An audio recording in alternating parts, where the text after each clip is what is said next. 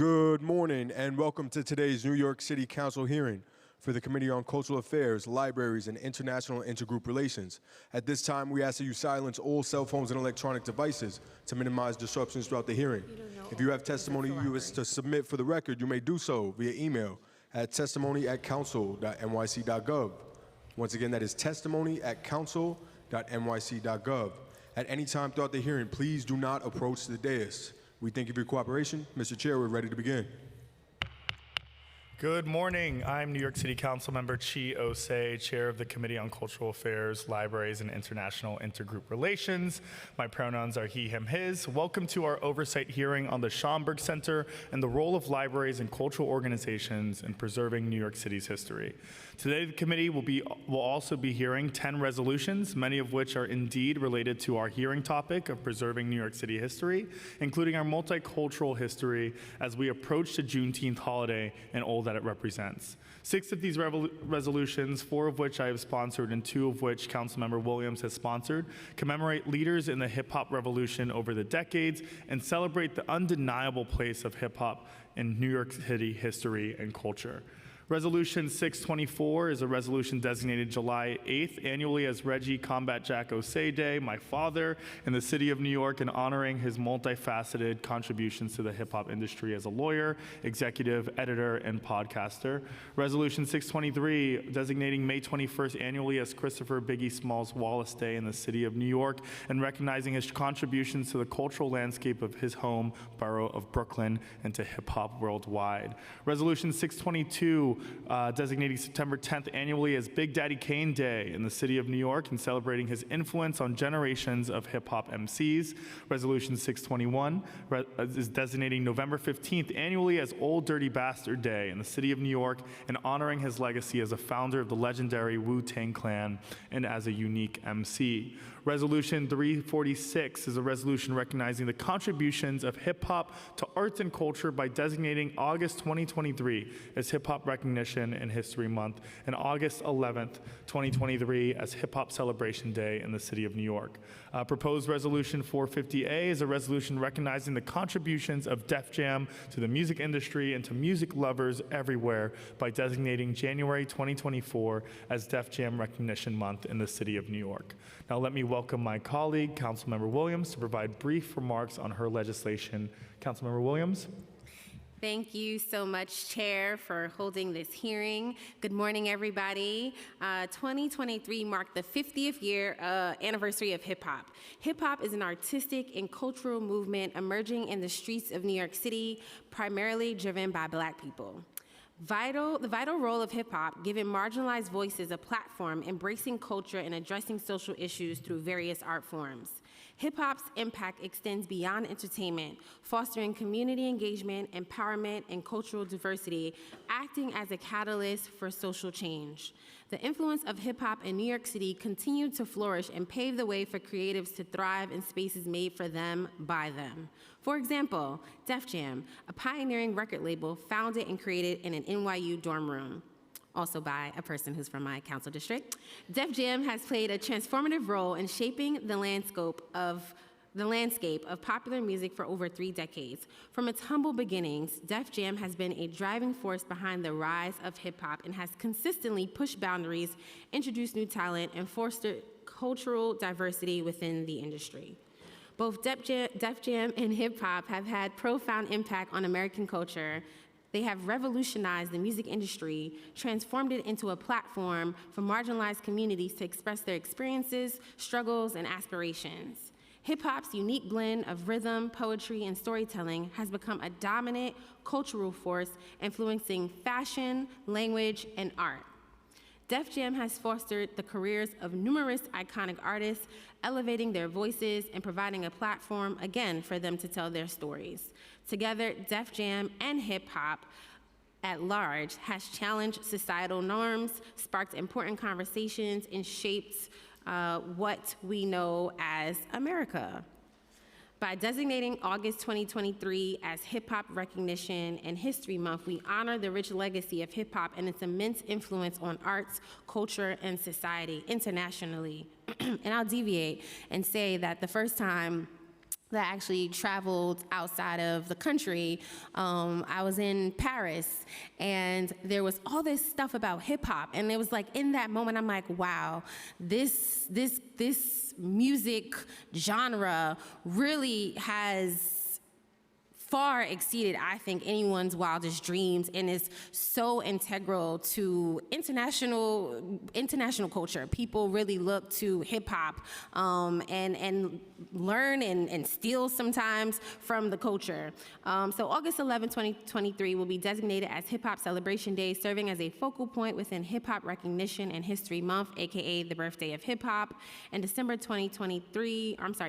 2024 as Def Jam Recognition Month in the city of New York.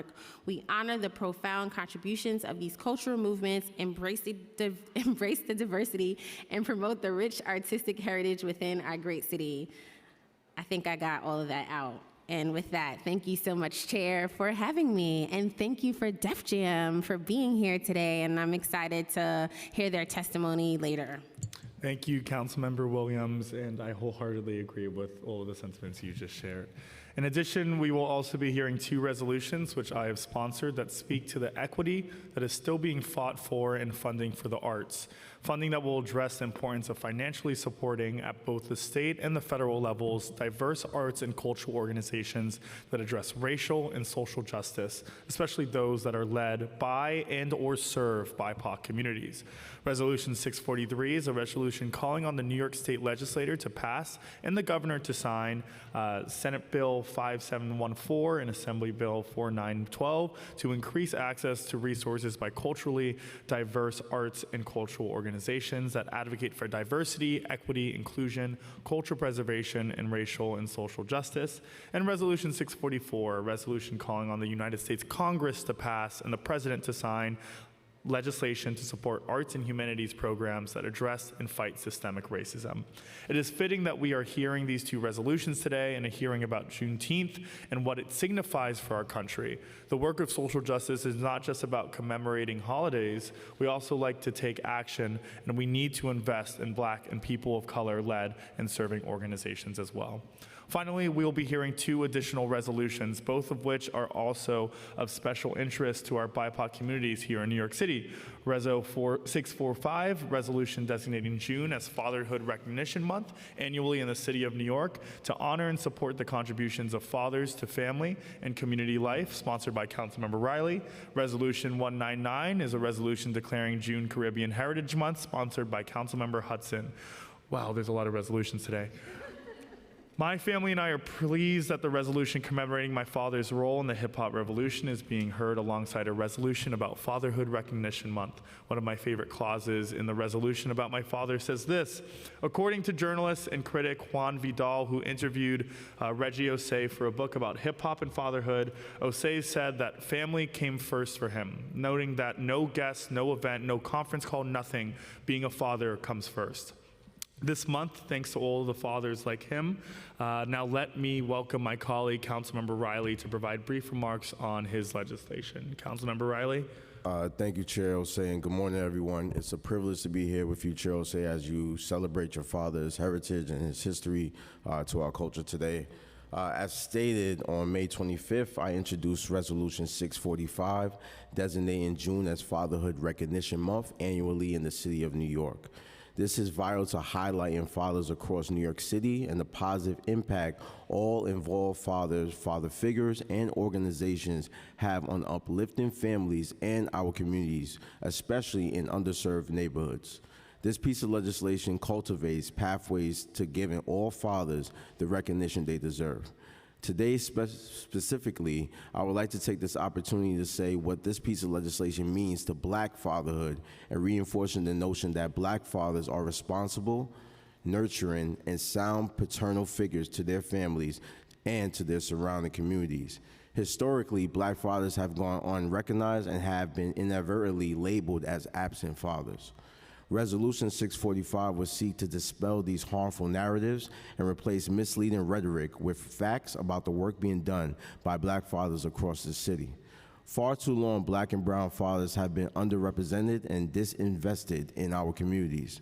Fatherhood Recognition Month would help restore these injustices, honoring Black fathers as some of our city's strongest change makers, who we rely on to serve, guide, and protect our future leaders. Reso 645 celebrates responsible fatherhood and its connection to healthy families, successful employment pathways, as well as celebrates organizations designed to create safe spaces for our fathers and strengthen New York City families. Thank you to organizations like the Real Dads Network, my organization, the Dad Gang, for submitting testimonies today. I appreciate the support of my colleagues who have already signed on to Reso 645. I continue to urge my fellow colleague members to join me as a co-sponsor on this resolution and show fathers across the city that you stand with them in acknowledging June as Fatherhood Recognition Month. Thank you, Chair. Thank you, Councilmember Riley. At last, let me start our oversight hearing on the Schomburg Center and the role of libraries and cultural organizations in preserving New York City's history by stating the obvious. Libraries are not just about books in print, at least ours are not. They are not even just about books in print and a limitless supply of digital ones. They're not even just about, and all of the special programming libraries do for so many groups of New Yorkers they serve. From toddlers to school children, to teens, to seniors, to newly arrived immigrants, to people with disabilities, to people out of work, and to people just out of prison. To be sure, our libraries do all of that, and we have heard testimony in our hearings over the past 6 months about the wide-ranging work our libraries do. It could not be more impressive. But they do something else too, which is less often seen by the public, but which is invaluable to future generations. Libraries preserve our history by serving as a public repository and critical resource for the professors and scholars and social activists and journalists and others who research and write about that history. Today, as we approach the upcoming Juneteenth holiday, we are especially interested in how our libraries and their unparalleled research centers and collections have preserved Black history, starting with one of our city's most impressive treasures, the Schomburg Center for Research in Black Culture. If you have never visited the Schomburg, go for the Langston Hughes lobby with its Rivers art installation commemorating Harlem Renaissance Arthur Hughes' well-known poem, The Negro Speaks of Rivers. But stay for the magnificent original paintings of Harlem Renaissance artist Aaron Douglas and so much more. Rounding out this hearing, we will also get a glimpse of how some of our brilliant arts and cultural organizations are commemorating Juneteenth by providing innovative programming open to their fellow New Yorkers. These organizations and the Juneteenth work they are doing are in fact the impetus for this hearing. I applaud every one of them. At this hearing, the committee is eager to learn more about the programs and services that are provided by libraries to commemorate and preserve New York City's history and to make that history accessible to the public. The committee also wants to learn more about the plans of the libraries and the arts and cultural organizations for celebrating Juneteenth this month. Finally, the committee wants to understand how it can support the efforts of the libraries and the arts and cultural organizations in efforts like these moving forward. Preserving our history and culture, particularly Black history and culture, is crucial, especially during a time when lawmakers across the country are actively trying to prevent future generations from learning about it and to erase all of our contributions to this nation. The preservation of history and culture is not only beneficial for academia and study, but it is needed for our society as a whole, allowing for all of us to be able to learn from the past, to understand our present, and to dream and know what is possible for the future. Now, I want to acknowledge my colleagues who are on this committee and who are present here today, Councilmember Lewis, Councilmember Ung, and Councilmember Farias. And remote, we have Councilmember Joseph and Councilmember Moya. I would also like to thank my staff and the committee staff for their work in preparing today's hearing. Naomi Hopkins, my chief of staff, Mayvu Trapong-Batana, my policy and budget director, Brendan McKinney, the committee's senior legislative counsel, Regina Paul, the committee's legislative policy analyst, who wrote 9 of the 10 resolutions that we are hearing today, and Sandra Gray, the committee's financial analyst. Now, I would like to address some housekeeping items before we begin with the library's testimony. Today is an in-person hearing with the option of virtual testimony for the public.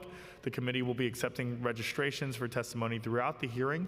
Anyone who is attending in person and who wishes to testify in person should see the Sergeant at Arms to fill out a witness slip, even if you are registered in advance online. We will begin today's hearing with testimony from the libraries, followed by council member questions and answers, and then move to public testimony.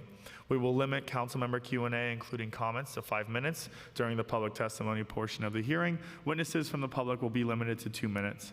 As a reminder to all of our witnesses, please state your name prior to your testimony for the record. The committee will also be accepting written testimony for up to 72 hours after the hearing. Let me ask our senior committee counsel to administer the affirmation to the witnesses from the libraries, who may then begin their testimony. Brenda? Thank you so much, Chair. Because the libraries will be testifying as administration today, we do not need to administer the oath, but we will invite the 3 library branches or 3 library systems to come to the table at this time and begin with their testimony. Thank you.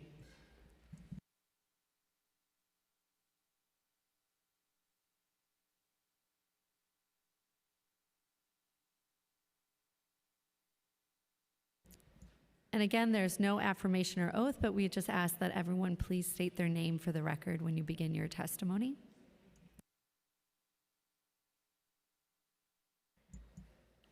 And we can begin whenever you're ready. Thank you.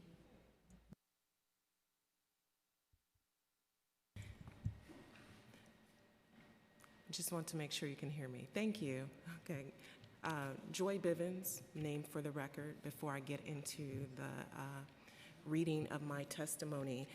My name is Joy Bivens. I have the distinct privilege of serving as director of the Schomburg Center for Research in Black Culture.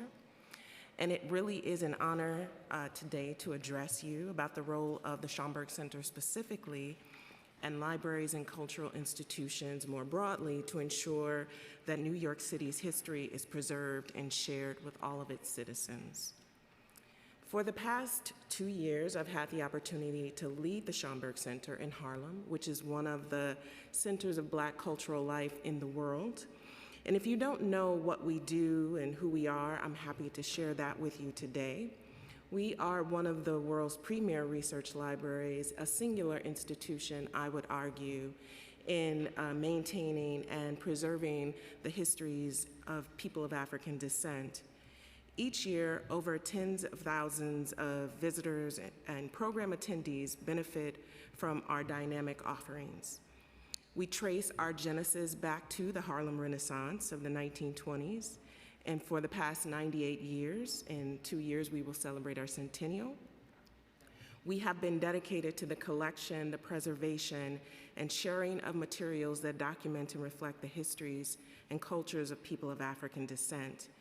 In that time, our research library has amassed holdings of 11 million items with the express purpose of sharing them broadly, helping scholars and researchers of all kinds answer their own questions and create their own meaning.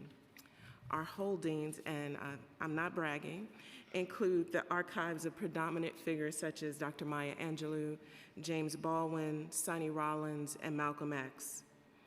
We continue today the life's purpose of our namesake, Arturo Alfonso Schomburg, as well as scores of Black women, particularly Black women librarians, who have helped to provide these materials to prove people of African descent's presence and contributions in shaping history at the global and local level. While serving patrons in our reading rooms and increasingly virtually is at the core of what we do, we are also an institution deeply connected to the neighborhood and to the community that we serve. We are not just a research center and library, but a public cultural space. Our services include a wide range of public programming, educational offerings such as our Junior Scholars Program, which City Council supports directly. We host exhibitions like the traveling project we have now, Marking Time, Art in the Age of Mass Incarceration. And we also host an annual literary festival, a Black comic book festival, and regular film screenings and lectures. We have dedicated spaces for educational and public programs such as the Langston Hughes Auditorium and the renowned American Negro Theater, which helped to shape legendary performers like Ossie Davis, Ruby Dee, and Harry Belafonte. So I've explained a little bit about who we are and what we do, but today I want to speak a bit about our public programming as we prepare to celebrate the Juneteenth holiday. At Schomburg, we say every month is Black History Month. And our commemoration of the histories of Black people is evergreen. And in line with that mission, we are looking to celebrate Juneteenth, which is known as Emancipation Day, with our 5th annual literary festival. This is an expansive offering that includes pre-festival events and an indoor-outdoor program that occupies our building and takes over 135th Street between Malcolm X and Adam Clayton Powell Boulevards. This year's theme is Literacy as Generational Wealth. Our celebration will include author panels, writing workshops, poetry readings, and events for children, each centering literacy. And as we celebrate the emancipation, or the final emancipation of enslaved populations in 1865, it is fitting that we really center literacy, which during enslavement was considered criminal, or was attached to punishment if you taught Black people to read. So not only are we doing that for Juneteenth, this coming summer, the library writ large will celebrate the 50th anniversary of hip hop, the art form that first emerged in the South Bronx in the summer of 1973, and soon gave voice to the creative imagination of a new generation of artists and activists. Schomburg Center is proud to hold the archive of one of hip hop's impresarios, New York's own Fred Braithwaite, known around the world as Fab Five Freddy, and a commemorative Hip Hop at 50 library card will be available at NYPL locations very soon, featuring materials from his collection. In addition to collections, programs, and offerings that preserve New York's history at the Schomburg are those of other NYPL research libraries. These include the Library for Performing Arts and the Stephen A. Schwartzman Building. The Schwartzman Building houses our humanities, social sciences, and fine arts collections, while the Library for Performing Arts maintains one of the world's most extensive collections in the fields of dance, theater, music, and recorded sound. Together, our research libraries steward more than 45 million items that span thousands of years of human history with a deep focus on New York City. Each year, we acquire new items to grow the collection and expand our commitment to preserving history. The library's research collections have been integral to its identity as one of the world's great libraries since its founding in 1895. But what distinguishes it from other libraries is its role as a public research library, offering free and open access to extraordinary collections, staff expertise, research services, which anyone with a library card can access this great history that we have the privilege to preserve. Our research centers are supported by our Library Service Center in Long Island City, a state-of-the-art facility that houses our preservation, conservation, cataloging, and digitization teams. Through their work, we can be sure that our items will be available in perpetuity for the public. Now, you may have noticed that I have stumbled across many words during my presentation here. I'm very nervous. I've been very nervous because I feel a deep commitment to libraries, and feel very honored to represent myself, my colleagues, the Schomburg Center. We see ourselves as providing not only a service of depth to our community, but a service of depth to the world. We are part of a larger diaspora. We have been at the forefront of maintaining materials that prove our existence on this globe. And because of that, I take deep pride in what we do.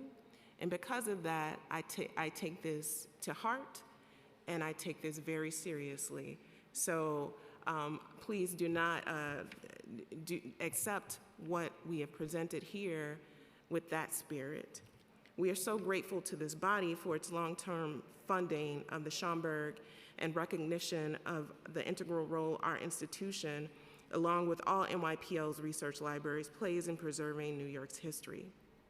Your support is what allows us to acquire valuable materials, resources that make our commitment to the lifelong education and exploration of the lives, the traditions, and legacies of people of African descent possible. So I want to thank you for the opportunity to testify, and I remain available to answer any questions that you may have. Thank you.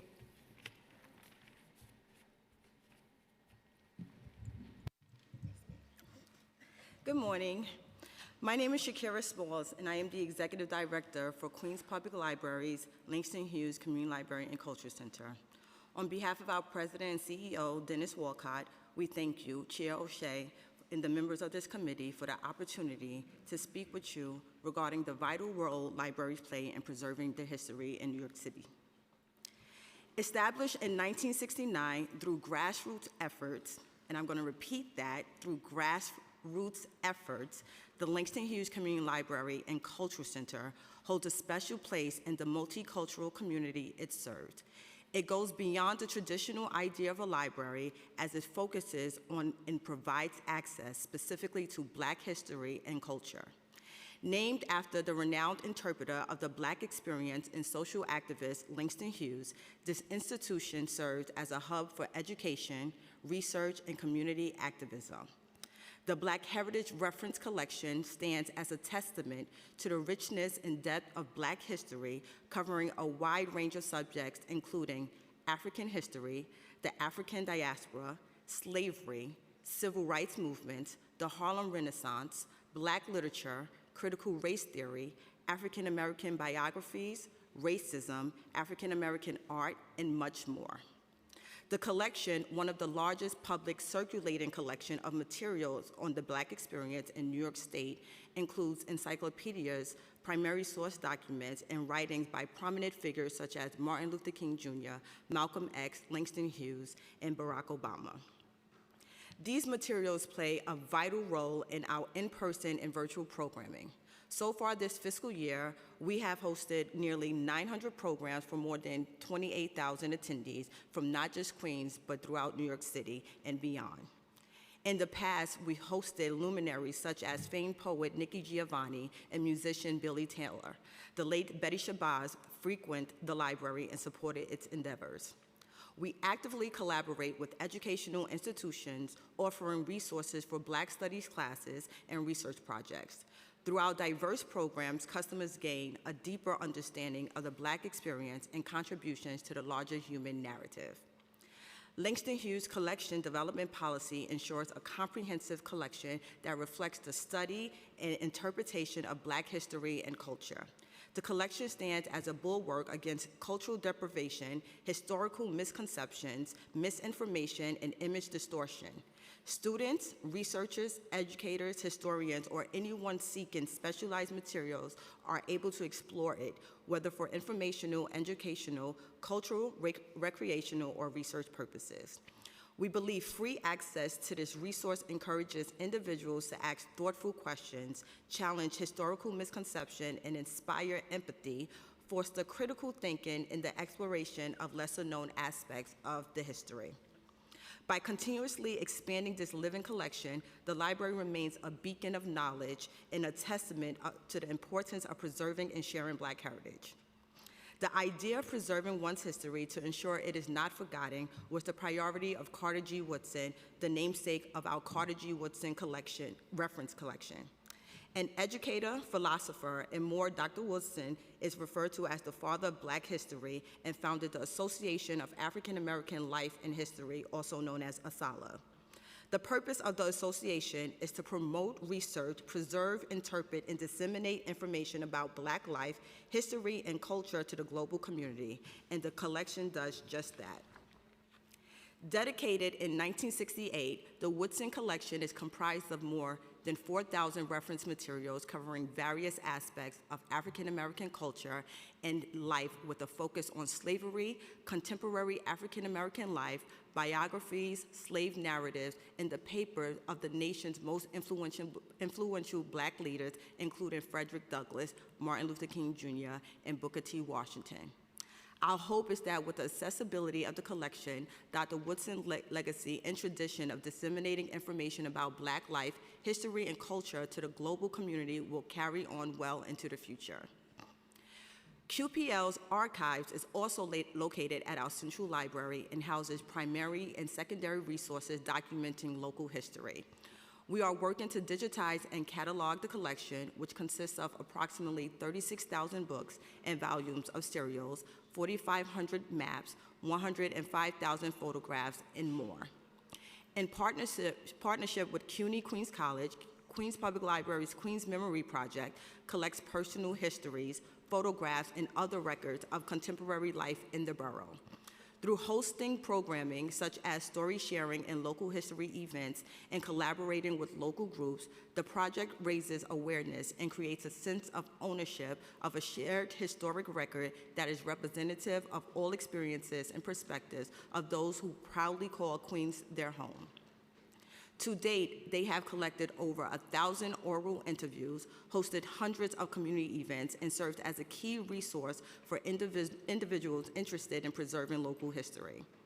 Queens Memory also produces an award-winning podcast, which is now in its 3rd season, and last year introduced Queens Name Explorer, an interactive digital map that uses crowdsourcing to collect and share the stories behind the names of local parks, streets, and schools. Queens Public Library is fortunate to have received a grant from the Institute of Museum and Library Services, also known as IMLS, to honor the 50th anniversary of hip hop. QPL, along with the Brooklyn and New York Public Libraries and other cultural institutions across the country, is holding both in-person and virtual events focusing on the genre's history and the impact on all aspects of culture. Last week at Langston Hughes Library, we collaborated with Queens Public Library's hip-hop coordinator, Ralph McDaniels, to host a Crush on You hair show with celebrity stylist Mel Styles to celebrate Pride Month. This event showcased unique and colorful Little Kim-inspired hairstyles and culminated with a Vogue performance. In August, we are hosting a 2-day hip-hop summit at LaGuardia Community College Performing Arts Center. The summit will feature thought-provoking panels, including an examination of hip-hop's role in social justice and broadening the Black narrative, and a youth power segment for children ages 10 to 15 years old. This and all associated program will be recorded and cataloged in QPL's digital hip-hop archive, preserving these innovative resources so they are readily available for future generations. Continuing with tradition, Queens Public Library is honoring Juneteenth with a number of activities across the borough. This momentous holiday will be celebrated from June 10th through June 17th with programs for customers of all ages. These activities include storytelling workshops led by musician and storyteller Atiba Wilson that interweave the history of Juneteenth with one's own personal story, learning the origins of the day through artistic expression, and day-long family celebrations at community libraries. Honoring Juneteenth underscores the significance of reconciling the struggles of the past while recognizing the ongoing struggles of today. Then the hand seeks other hands to help, a community of hands to help. Thus the dream becomes not one man's dream alone, but a community dream. Not my dream alone, but our dream. These powerful words inscribed on the outside of the Langston Hughes Community Library and Culture Center remind us of the collective power we possess when we come together to support and uplift one another. Whether visiting the Langston Hughes Community Library and Culture Center, exploring our Carter G. Woodson reference collection, or participating in one of the many dynamic programs we offer, every individual has the right to learn about the history and experience of those who lived before us and to contribute to preserving our current shared history at Queens Public Library. Thank you for this opportunity to testify today. For the record, my name is Dominique Jean-Louis, here from the Brooklyn Public Library. Good morning. Again, my name is Dominique Jean-Louis. I am Chief Historian of the Center for Brooklyn History at Brooklyn Public Library. Thank you to members of the Committee on Cultural Affairs, Libraries, and International Intergroup Relations, and the entire City Council for providing us with the opportunity this morning to celebrate, highlight, and advocate for the work we do in preserving New York City's history. I'm eager for our discussion, so I'll keep my remarks today brief.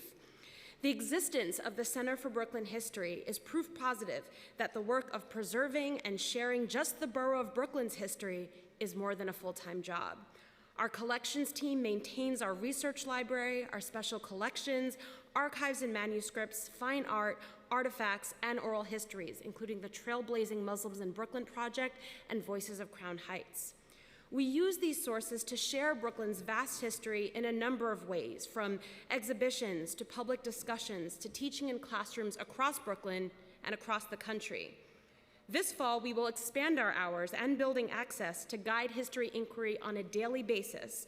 We can't wait to contribute our efforts in the service of Brooklyn Public Library's broader mission of inspiring discovery, advancing research, preserving history, celebrating cultural heritage, and promoting and expanding access to the library's vast resources. We are proud to serve the public in this way alongside BPL's 61 other neighborhood libraries. Alongside our partnership between CBH and BPL's other locations, there are 3 branches that merit specific recognition. Macon Library's African American Heritage Center stewards 2 special collections, a local history collection built in collaboration with the Society for the Preservation of Weeksville, Bedford-Stuyvesant history, and a children's book collection honoring the legacy of cherished librarian Tanea Gathers Muhammad.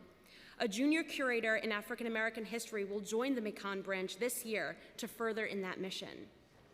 The Stone Avenue Library branch in Brownsville houses the independent Brownsville Heritage House, and the 2 collaborate year-round to vividly portray the history of the neighborhood of Brownsville. Finally, New Lots Library was revealed recently, according to new evidence, to be sitting atop an African burial ground containing the remains of enslaved people. Councilmember Charles Barron, former Councilmember Inez Barron, and many in the community have worked diligently to ensure the once unacknowledged historical significance of this burial ground is officially recognized and honored.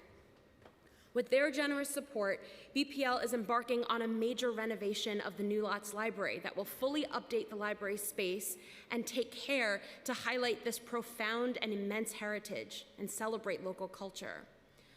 All Brooklyn Library branches are celebrating the legacy of hip-hop through programs that include learning to DJ, graffiti art, breakdancing, spoken word, poetry, fashion, movies, and music, all of the elements of hip-hop.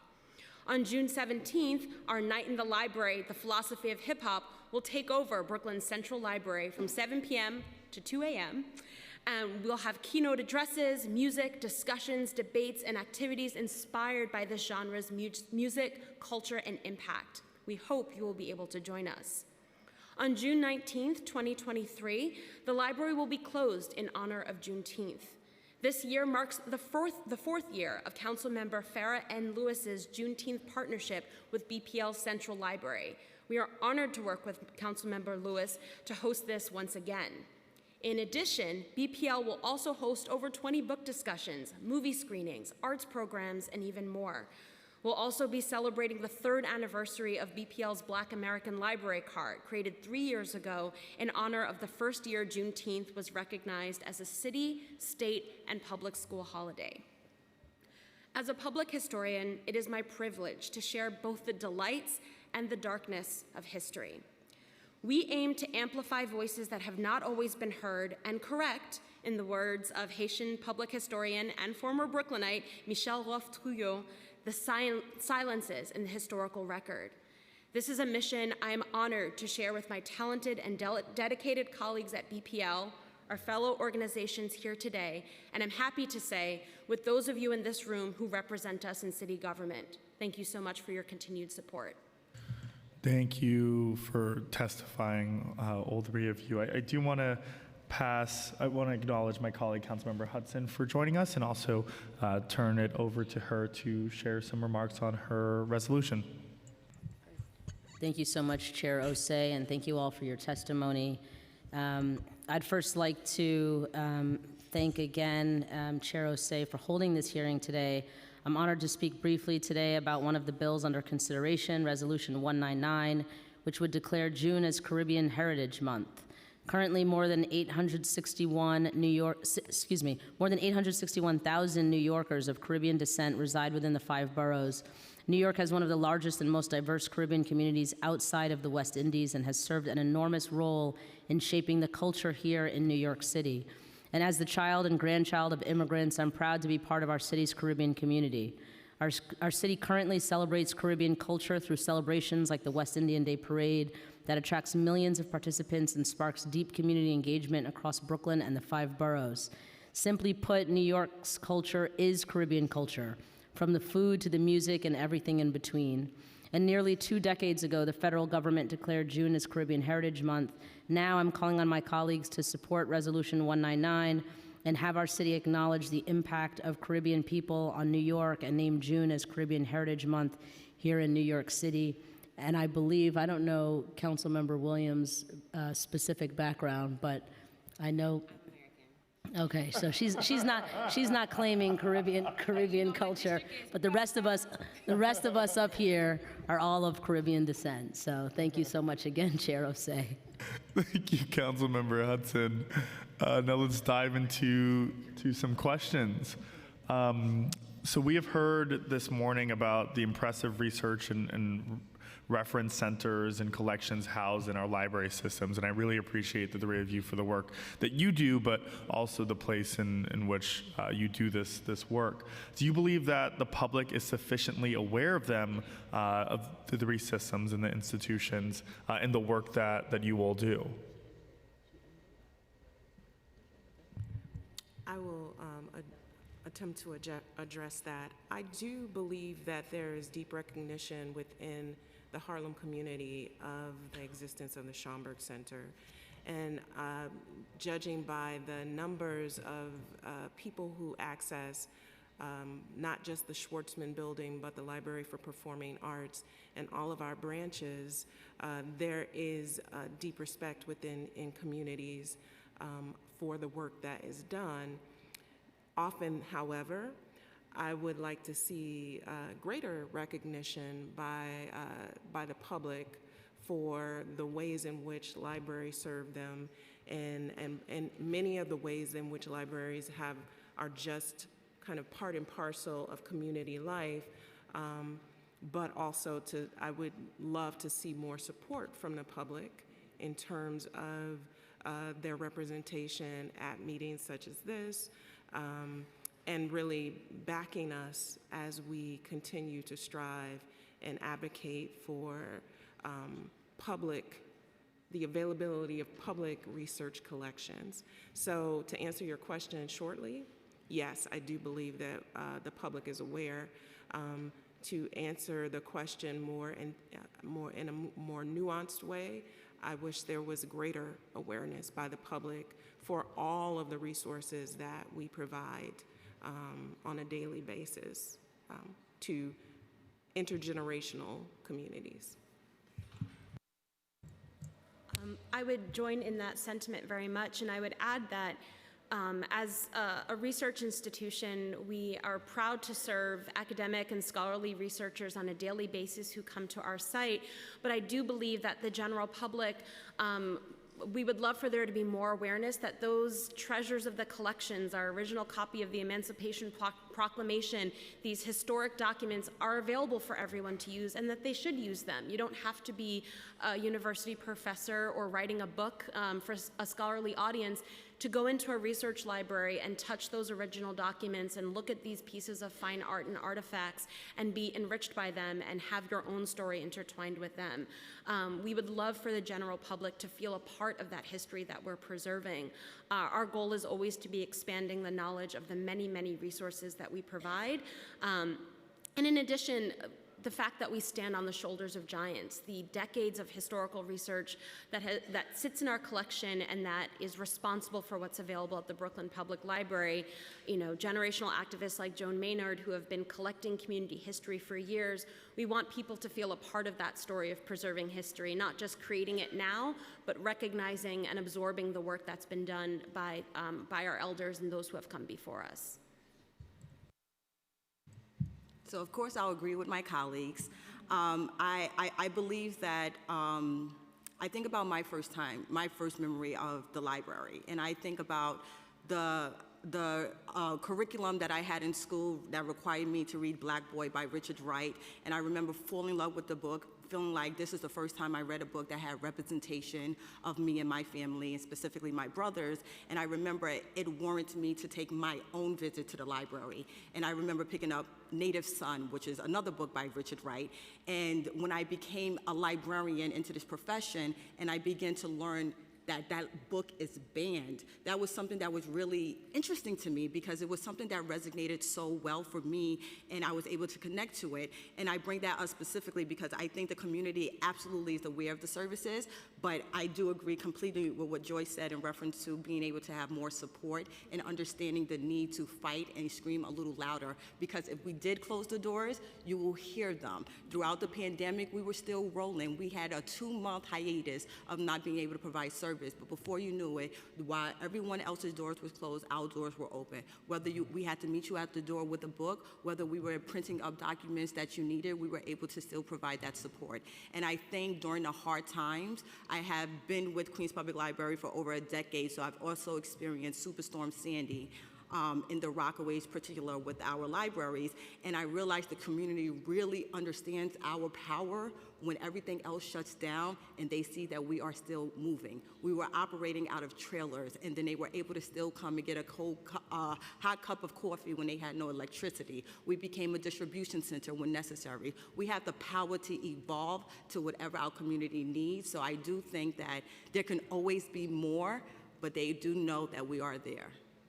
And how can the city ensure that there's more awareness of these centers? I know, Joy, you spoke about, we need some more support in order to make people aware of these centers, but more specifically, what does that support look like, especially coming from the city?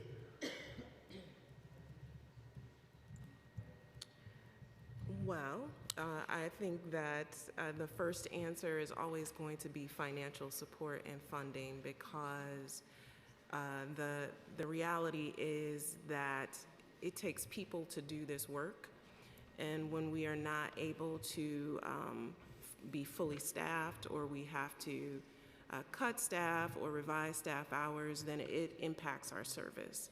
So that is always going to be the first level of support. The other level of support is literally just letting us know as our leaders and leadership that you are behind us, like this forum here, and that you recognize the work that's being done in these institutions to share history and to preserve history. So I think that there is a two-pronged approach, and that's financial, that is the verbal support, the kind of building up the work that we do. And there are probably other aspects of it as well, but those are the first two that come to mind. I don't know if one of my colleagues have. So. In honor of Hip Hop Money, I'm going to say what Joy was thinking. Cash rules everything around me. Cream get the money. The money, the money, the money. The reality is financial support is absolutely necessary. When we're talking about the current cuts that we're facing, we're talking about literally killing Saturday hours.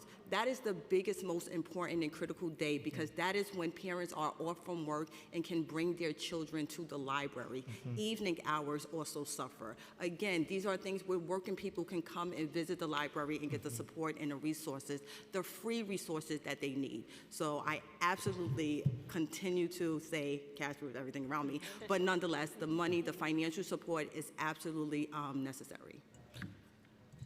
I would for sure echo my colleagues in terms of the financial support. I'll add the perspective that I'm newer to my role. I'm just a couple of months in as chief historian. But one of the biggest things I've noted in my time at BPL is the importance of long-term employment, right? The institutional memory that comes with people feeling supported and feeling resourced enough to stay in the institution for career-long lengths and retain all of that neighborhood history and institutional history. That is only made possible through strong institutional support of our libraries, so that people can stay in the communities where they want to stay and provide these resources on a long-term basis. A revolving door does not not build community. And so this kind of funding is crucial. I would also urge all of you to lead by example, to be a visible presence at your own local libraries. We'd love to have you. We'd love to recommend some books to you. But I think you represent such an important leadership role in your communities, and people respond to that kind of leadership and that example. So we'd love to see you for not only the books you take out and share with your constituents, but also at our programs, also at our neighborhood events, making sure that we see you as much as in our branches as much as we see you in spaces like these. Thank you for that. And Ms. Smalls, I know Queens get the money, so reach out to Councilmember Williams after. I think she has all the money for you. What is the average attendance at each of the centers per day, and how many attendees come by to the different programs and events offered on average? I am going to just submit that our pre-pandemic, our numbers are rising. We are returning to pre-pandemic numbers where over 300,000 people visited the Schomburg Center in 2019, which plummeted extensively during 2020, 2021. People are still feeling their way back into public space. But we are seeing really pre-pandemic attendance levels at our programs. Our auditorium seats 323, and typically we will have a sold-out show, which selling out a show means that those who RSVP or respond is more like 600 to 700 in order for us to get to that 300 plus number. During our Black Comic Book Festival, we hosted over 6,000 people in our space over 2 days. Average, I would say, we have our services are still rebounding from before or from the pandemic. So because of the audience that we serve, which is mostly academic researchers, we are seeing hundreds as opposed to thousands during the week, but it is recovering daily. At Langston Hughes Community Library, so this fiscal year, we've seen our gate count illustrates over nearly 60,000 individuals. Programs depends on our annual celebrations. Our annual Kwanzaa celebration brings in nearly 1,000 people. We can only fit 160 people within our facility, so what we do in that case, we have a 8-hour festival so everyone can get a little piece of the pie. And we also split it up into different program rooms throughout the building. We just recently graduated through a 10-week Spanish-speaking incubator program, which was for those who are looking to start their own business, and specifically in Spanish.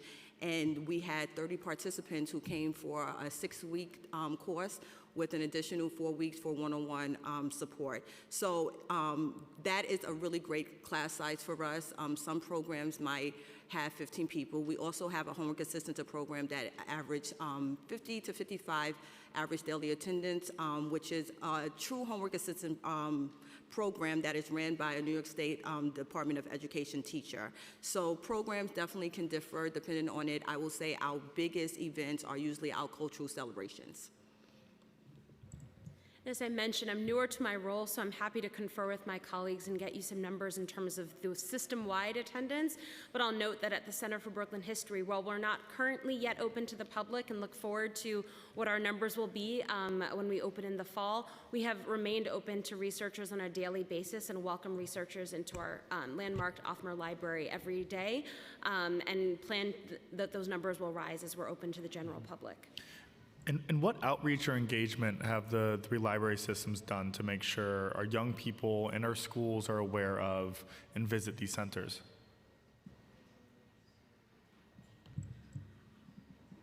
We do have a partnership where we do go inside of the schools and we coordinate a lot of site visits for the schools. We also partner with a lot of colleges as well and high schools, every Department of Education from kindergarten to 12th grades. as well as, once again, colleges. We also open our doors and make sure we do unique programs. So we have two. Queens Public Library has, how many teen centers? I'm sorry, teen centers? 6? We're opening about 6 teen centers. Right now we have one that's a standalone building that is teens only. So we try our best to make sure we have these retrofitted spaces to make sure that it's very welcoming for them. Our teen library actually has no books. Shh, don't tell too many people, but it does have a recording studio. That is what the generation is into, so that is what we're doing. So we're very adamant of finding out by going into the schools, going into the communities, partnering with community-based organizations to be crystal clear of what they're looking for. Again, last week at Langston Hughes Library, we had our kickoff to Pride, which was also in line with the 50th year of hip hop, and that was taken over by high school students and Generation Z. It was a wonderful crowd between the ages of 13 to maybe 30. I was a senior in the building, let's say it that way. And it was an amazing event, and they took over that library the way they were comfortable with, and that's how we make sure that they are aware that this is their library. So we try to build off of their visits with schools and then try to throw some carrots for them to come back on their own time.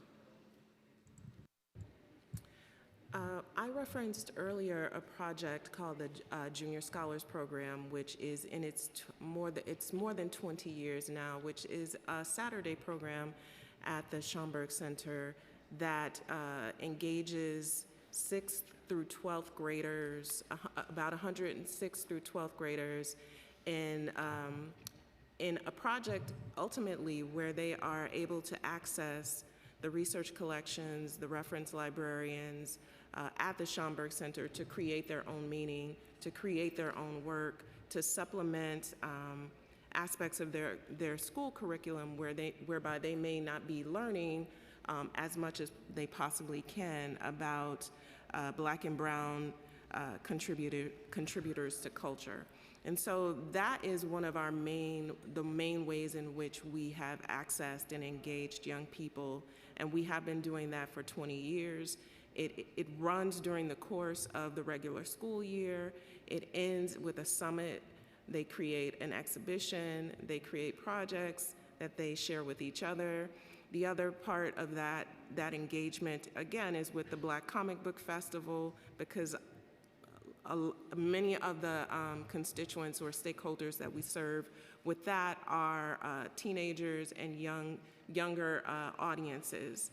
Because, again, of the nature of the work that we do at the Schomburg Center, most of the folks that we see are academic researchers. And so these programs and the ways in which we access young people is primarily through our education programs and through public programs where we have aspects of those programs that are specifically geared towards younger people, children, younger children, but also teenagers. I would add as well that at the Center for Brooklyn History, our education program is one of our premier offerings that we offer to the public throughout the pandemic and up to today. Our Brooklyn Connections program makes it a point to visit school children in their classrooms throughout the borough of Brooklyn, introducing them to major topics in New York City and specifically Brooklyn history, including Dutch New Amsterdam, including the history of enslavement and abolition. That program's been running for a number of years. We are also the leader of New York's History Day. That's the leader for the entire state, or for the city of New York, and we steward our New York City students working on their primary source-based history projects for New York History Day to state competition, which took place a few weeks ago, and we're stewarding those students to nationals very soon, so we're very excited that New York will be represented by our school children on a national stage. In addition, we also run a teen historian program that has produced publications for our institution, that has produced exhibitions, and is actually how I got my start at BPL, serving as an advisor for their teen historians over a decade ago. So these programs are long running, and we're overjoyed to be working with some of the best kids in the world, in my opinion, are kids in the borough of Brooklyn, and we're hoping to expand these programs as we continue our reopening in the fall. And are there any plans for expanding these centers and collections in the short term or the long term?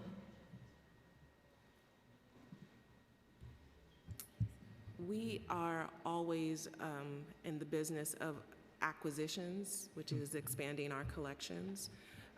And we receive an allocation as part of our the New York Public Library budget, by which we engage through our collecting divisions, which include photos and prints, art and artifacts, manuscripts, archives, rare books, also general research and reference, and moving image and recorded sound.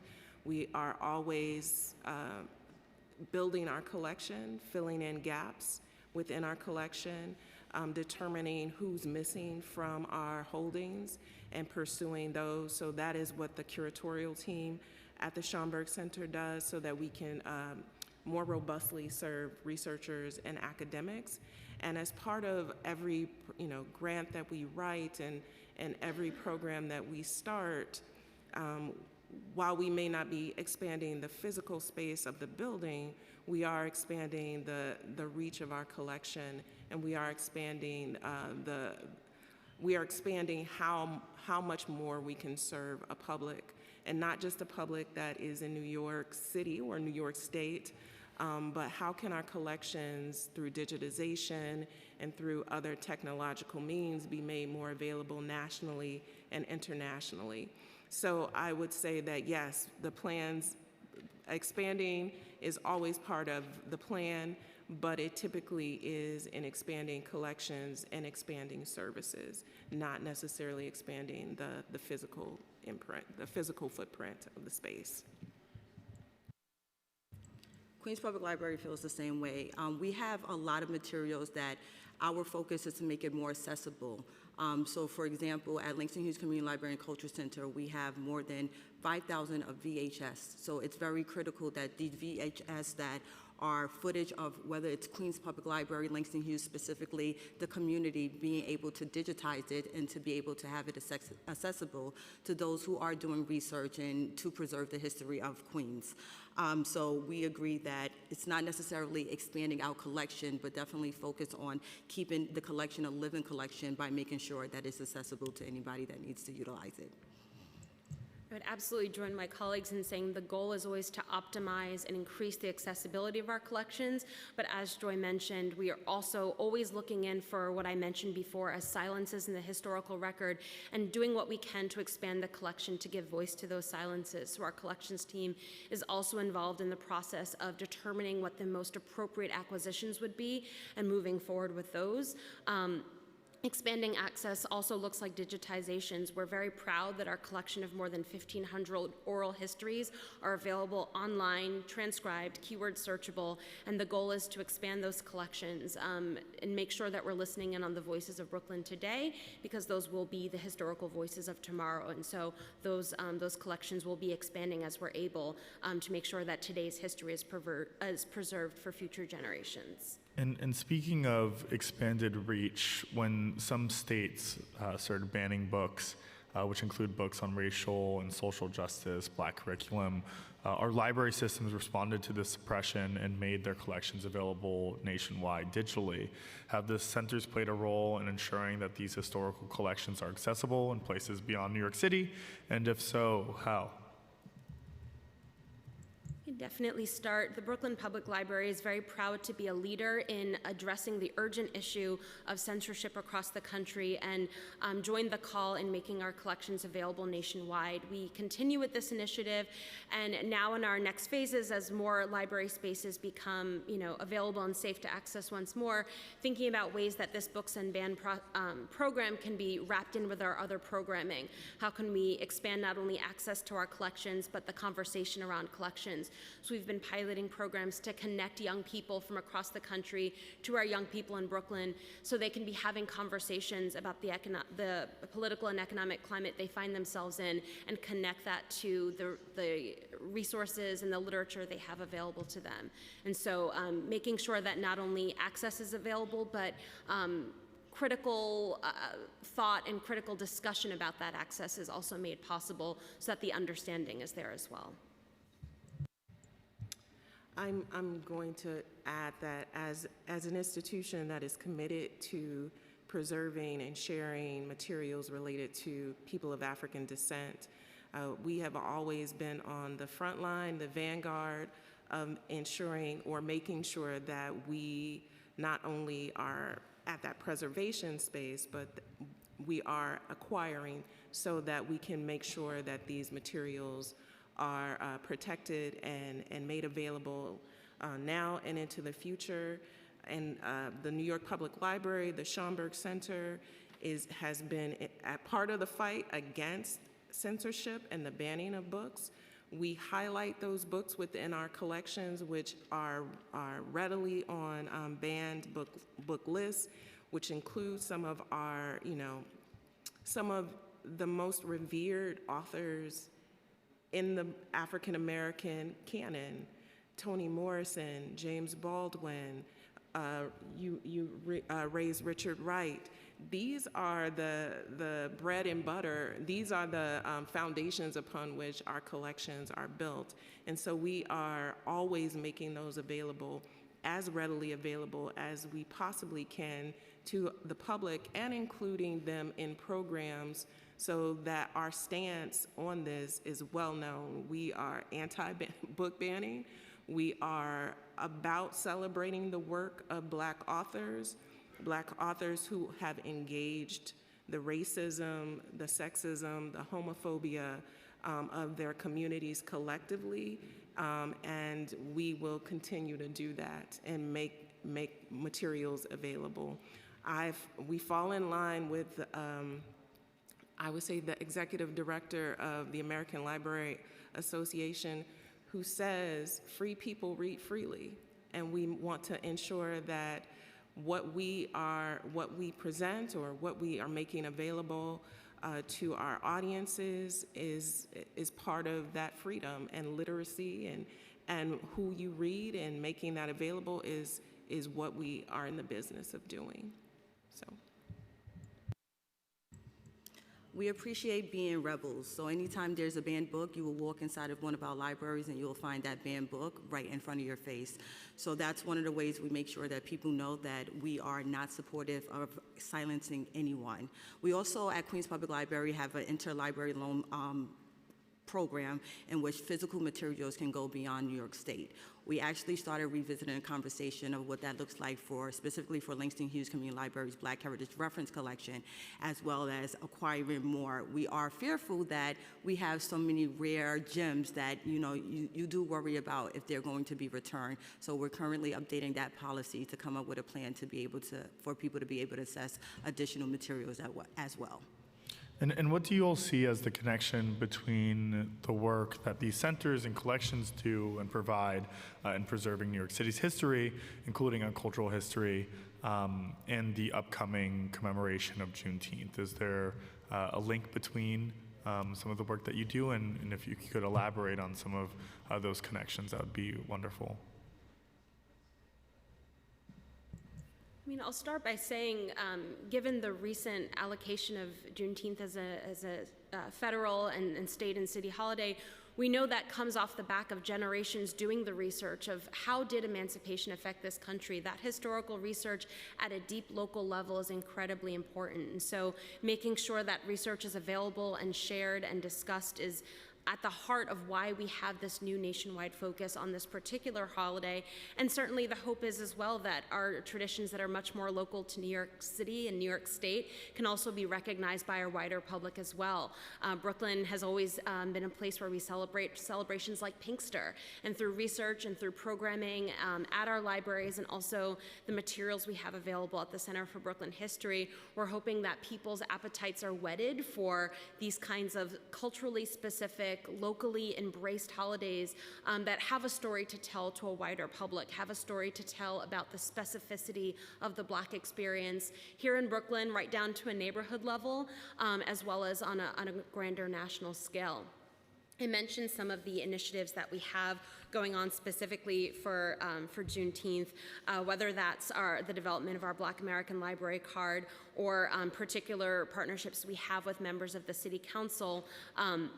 But we're also, I think the work we're doing in schools to bring that history to children means that, unlike many of us or many people who heard about Juneteenth for the first time after their schooling had already concluded, the hope is that we can continue to be an educational resource, not just for children and people who are in K through 12 education, but really recognizing the lifelong importance of being a learner. And Juneteenth, I think, is a great example and opportunity of how this kind of history deserves to be in the headlines, deserves to be discussed at an interpersonal general public level. I want to give great respect to the founding body of Langston Hughes Community Library and Culture Center, and specifically because these were African Americans in a specific community who did not feel welcome at local libraries. They decided to create their own library. So before Langston Hughes Community Library and Culture Center was officially a part of Queens Public Library, it was a grassroots library that was started by an African American community who felt that local libraries did not reflect their culture, did not have representation within their materials, and they decided to create one, hence why they threw Culture Center in the back.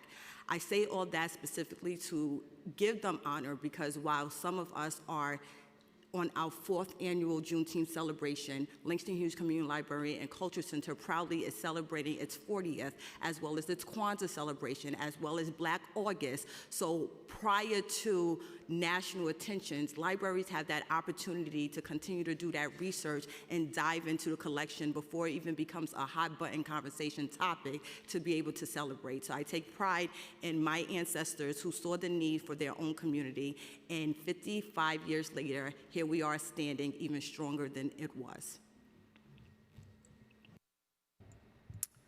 I am going to piggyback off of that reverence for the ancestors, or reverence for those who had the foresight to consider that these materials would be something that we needed in 2023.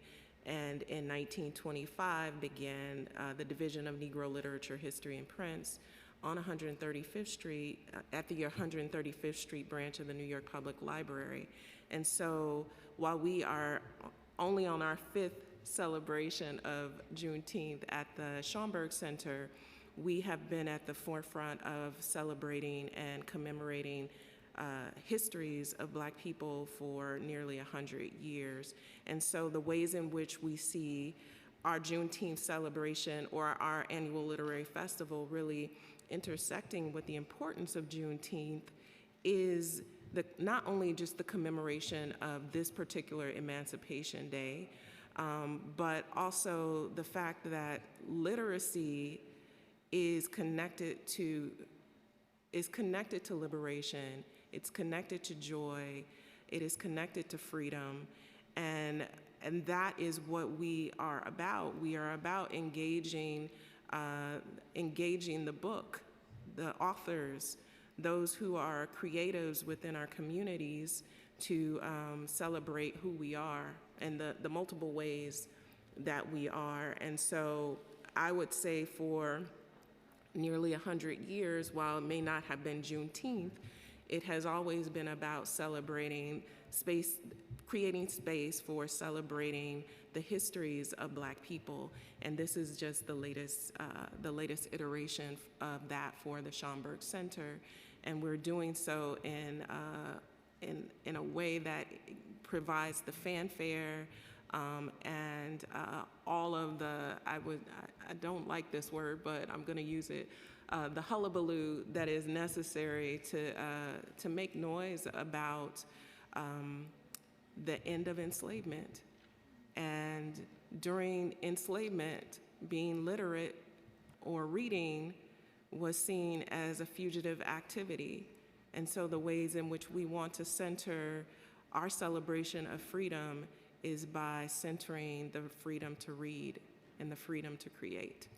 And how do you anticipate that the city budget, or the budget that's being proposed right now and the budget cuts that exist within the proposed budget, now or in the coming years, will affect your ability to support these centers and their collections?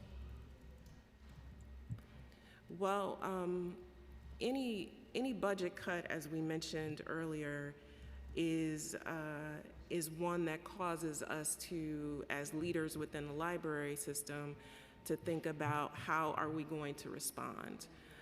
And the proposed budget cuts are being evaluated and against the services that we offer, and it will impact what we can offer the community. It will not only impact service, it will impact our collections budgets.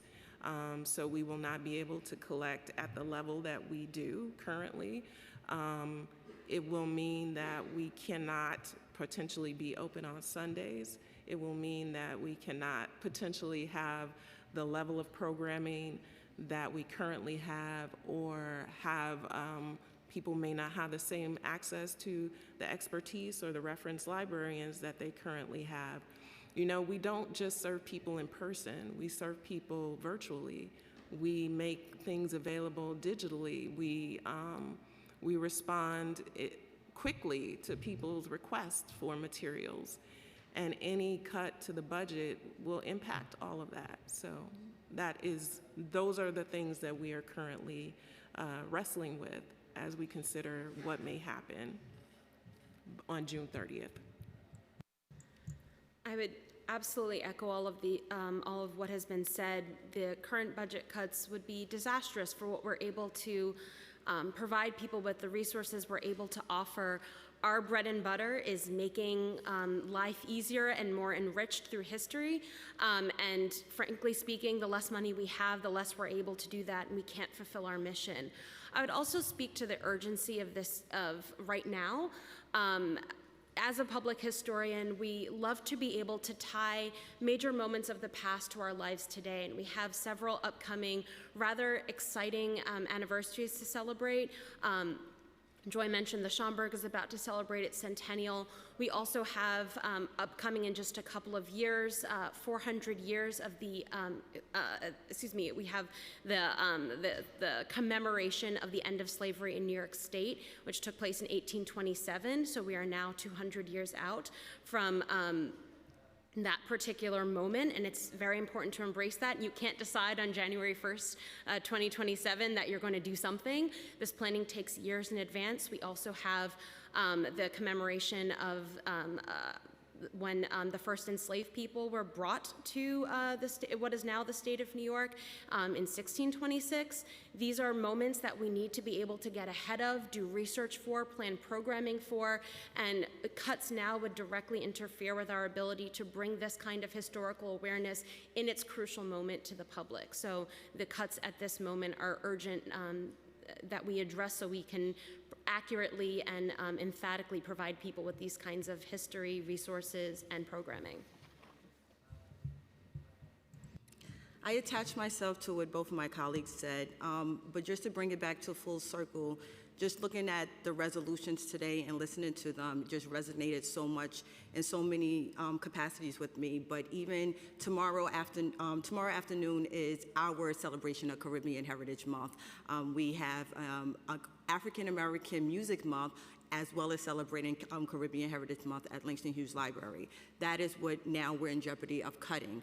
On Friday, we have an amazing conversation with pianist Jacqueline Woodson, which is a renowned author, an amazing African-American author, as well as Toshi Regan, who is a wonderful musician, and Joelle Wellington, who is a native of Brooklyn, and she's publishing her first book come July. These are all programs that we now will not be able to offer. These programs cost money. In addition to costing money, the collection, we are supporting these Black authors as well as providing book clubs. We're giving people the resources. So without the funding, it specifically affects the collection because you may be waiting longer for that book that you wanted to read, or we may no longer have access to be able to purchase these books. So everything that was read today, including congratulations, pertaining to your father in the street renaming. We have an entire department that is dedicated to making sure every single street in the borough of Queens, we know exactly who that person was. I am very fortunate and blessed that on July 1st, my father will be getting a street renamed after him. And my father is a local hero. He is not a city council person. He is not anyone that the average Joe wouldn't know. He is just the guy with the great heart that happened to know the right people. And when he saved a few people, someone saw it. So I am fortunate that Queens Public Library is going to be able to archive that story for generations to come. Thank you. And I hate asking this question because I'm, advocate against the cuts that the admin is proposing, but these are obviously questions that you will be receiving from the admin side, and it would be good to get you on record with me asking it to you right now. But are these centers and collections supported by any public funding other than from the city, or by any private corporations or philanthropic funding? Can other revenue streams be increased to cover losses from the city if these cuts came into fruition?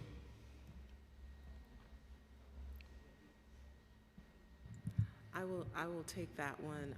So the ways in which the New York Public Library is funded is city-state funding, obviously, but the research libraries also are funded by foundations, government funding. So we do grants. We write grants. We advocate, engage private philanthropy, so that there are other ways in which the libraries are funded, but for institutions that primarily serve the public in a location, in a city, particularly for my colleagues at the branch libraries, the city funding is the meat in the milk of the ways in which they do their work. The research libraries have different kind of structures at the New York Public Library system, but cutting the type of money that is being proposed would be disastrous for the branch libraries, which serve the majority of the people. So there are other streams of income, yes, but these are critical. That one is critical to the functioning of the library. I'll jump in here as well. We're also proud to be the recipients of multiple kinds of public funding, whether that's from federal, state, and city levels, as well as other sources of funding, and we're happy and proud to give you a breakdown of what those look like. What I'll share in addition is that, a city is only as strong as its budget lines, right? I always like to say a budget line is a love letter, and it means something when the city is communicating that this is a place they want to cut. Listening to what my colleagues have shared and what we've put together today about the kinds of loving support that we're able to offer to a wide general public, one of the things that matters in terms of funding is the statement of support, the statement of saying that this work matters. And with these kinds of other sources of funding that are available, as a New Yorker, I would prefer that our funding comes from the people that we serve, comes from those strong revenue sources. And so we're hoping to maintain a strong partnership with the kinds of public funding that we have and not see less of that. Langston Hughes Community Library and Culture Center, we receive state funding. We put in the ask and it was not made. We currently receive $112,000 from our state assembly person, and we also received $30,000 from New York City Council initiative. Thank you to Councilmember Moya, as well as the speaker. Every other dollar for us comes from the city. There is not any other wiggle room, and the reality is, in a hypothetical world, there are other opportunities, but now when you're cutting 3 systems, now we're all looking at the same pot of money, and then that also becomes unrealistic. So at the end of the day, we definitely still need our funding, but there's not many avenues, especially when we're talking about the preservation of African American materials.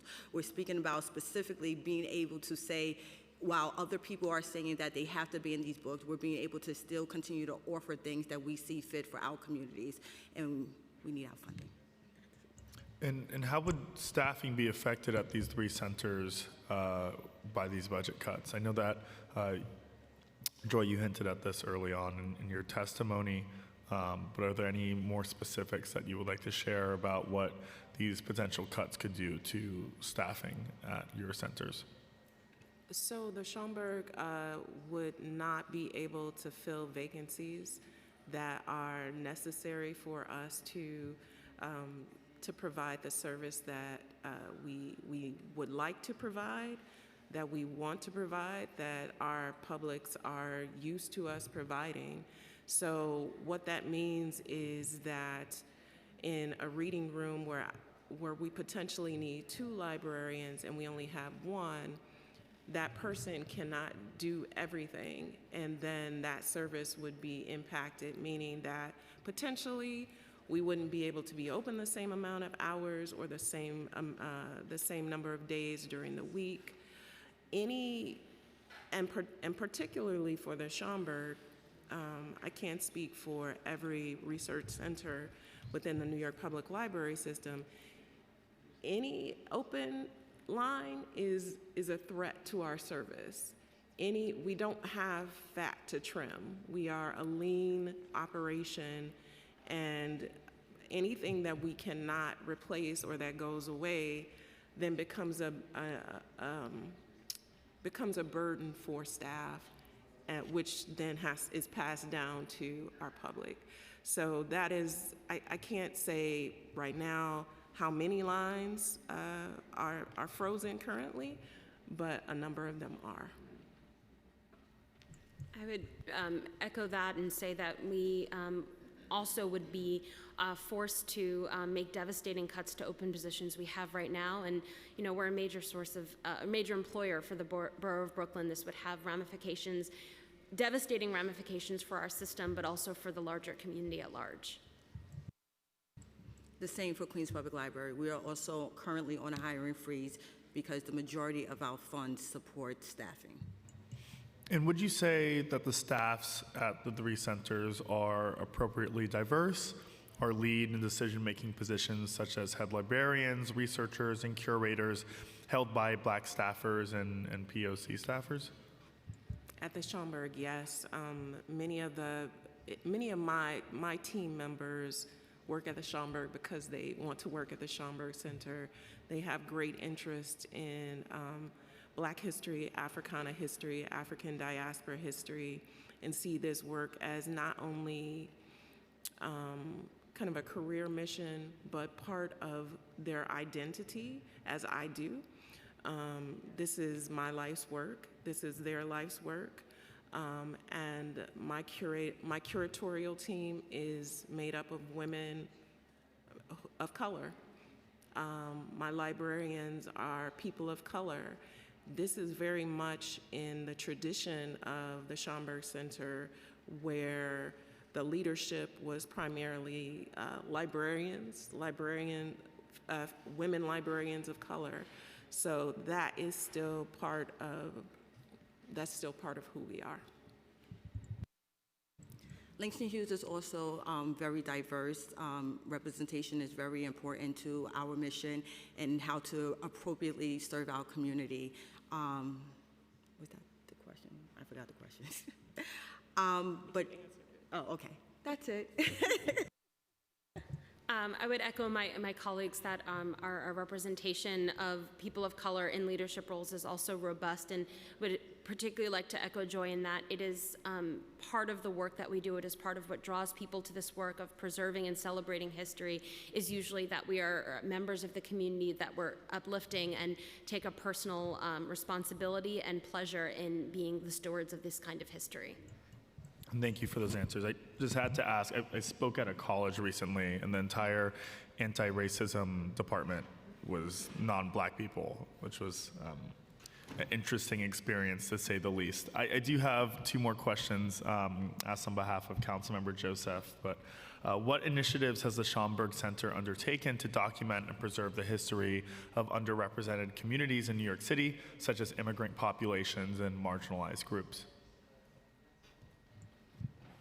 Well, the Schaumburg Center sees itself, or is a repository of histories of folks from across the African diaspora.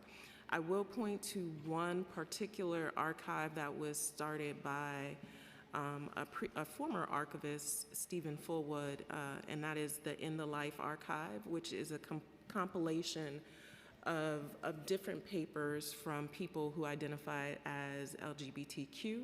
And so this represents an opportunity for us to address,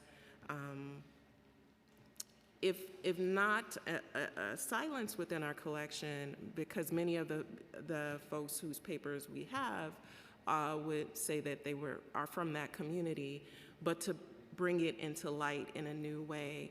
And in terms of immigrant communities, one of the things that I had the opportunity to do late 2022 is to travel to Ghana to talk about the Schomburg's collections as it relates to post-colonial Africa and the immigrant communities that were engaged in the Schomburg Center, and also the papers that are part of a record of post-colonial Ghana in particular. And I asked my curators to please compile everything that we had. And what they gave me was a very robust list of different archives, all of which I cannot name right now. But rest assured that we not only collect from folks who consider themselves Black Americans, but people who see themselves as part of a larger diaspora, and the main person being Arturo Alfonso Schomburg, who hailed from Puerto Rico. And we hold his papers, his collection, his personal private collection is the seed upon which all of our collections are built, and it was acquired in 1926. And he collected far and wide, representing not just the Caribbean, but also the African presence in Europe. So he ultimately is kind of our blueprint for how we collect, and we collect across the diaspora. So there are collections within our holdings that represent the immigrant experience as well. Thank you. And how does the Schomburg Center address challenges related to preserving and digitizing delicate and fragile historical materials, such as rare books or fragile photographs? I would say this is where the fundraising kind of takes a divergence from the city budget fundraising. And a good deal of our foundation fundraising in the past several years has been precisely to digitize materials within our collection. Currently, we are in the process of digitizing what's known as the Nautilus records. Nautilus is the company that is the precursor of New York Life. And within their history, they insured the lives of enslaved people. And we hold those ledgers within our collection. They are big, they are bound, they are old, they are fragile, and they require the engagement of colleagues across the larger library system. And that is the conservators. I mentioned it in my testimony. The Library Service Center in Long Island City includes conservators and people who make sure that materials can be stabilized, even if they are fragile, even if they are falling apart, and then they can be photographed appropriately or for digitization so that they don't have to be handled again. So many of our collections have been digitized in-house at the Library Service Center, and some of them have been digitized with support from different foundations. For instance, we have 8 volumes of Equiano, enslaved person who wrote his narrative of freedom, and many of them are part of Mr. Schomburg's seed collection. And they had to be preserved or conserved because they are hundreds of years old.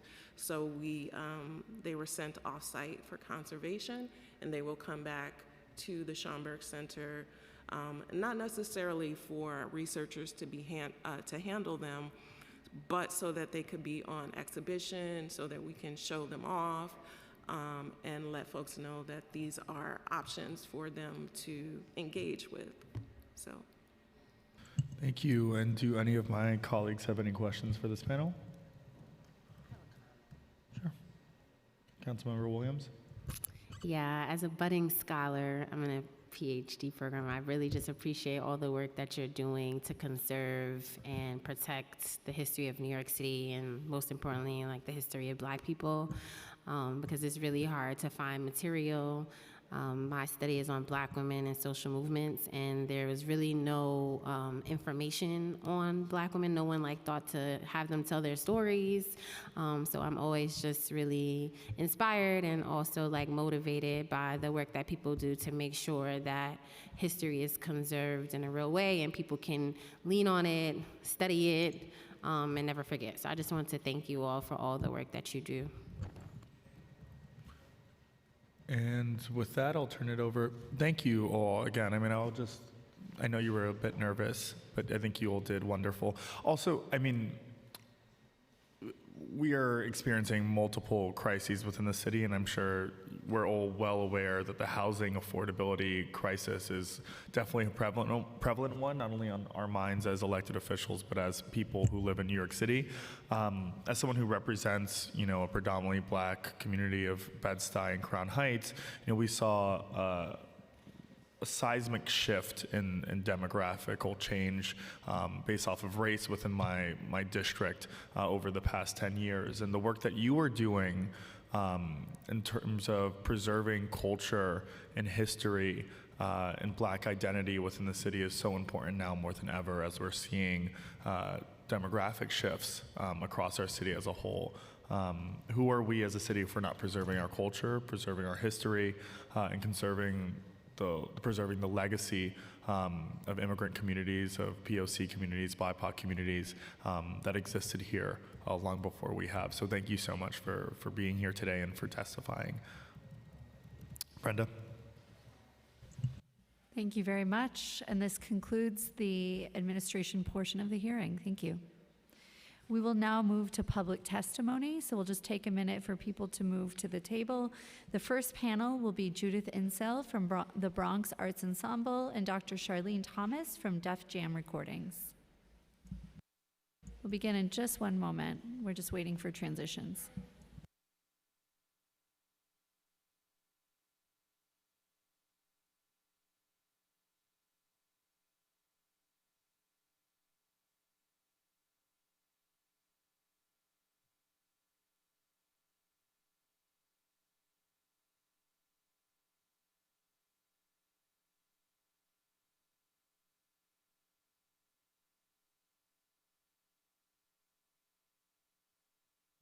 And while we're moving, I'm just going to read the names of the first several panels so that people online and in the room know what the order will be. Public panel number 1 will be Judith Insel, followed by Dr. Charlene Thomas.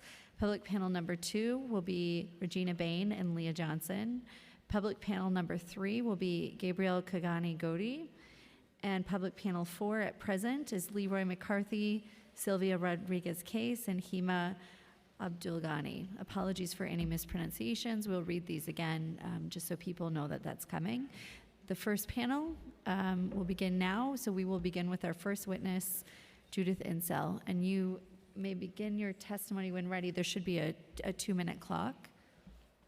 When the clock starts, you can begin your testimony. Just one moment.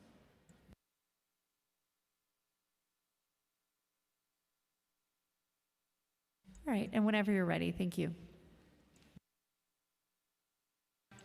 You have to press the button on the mic. Thank you.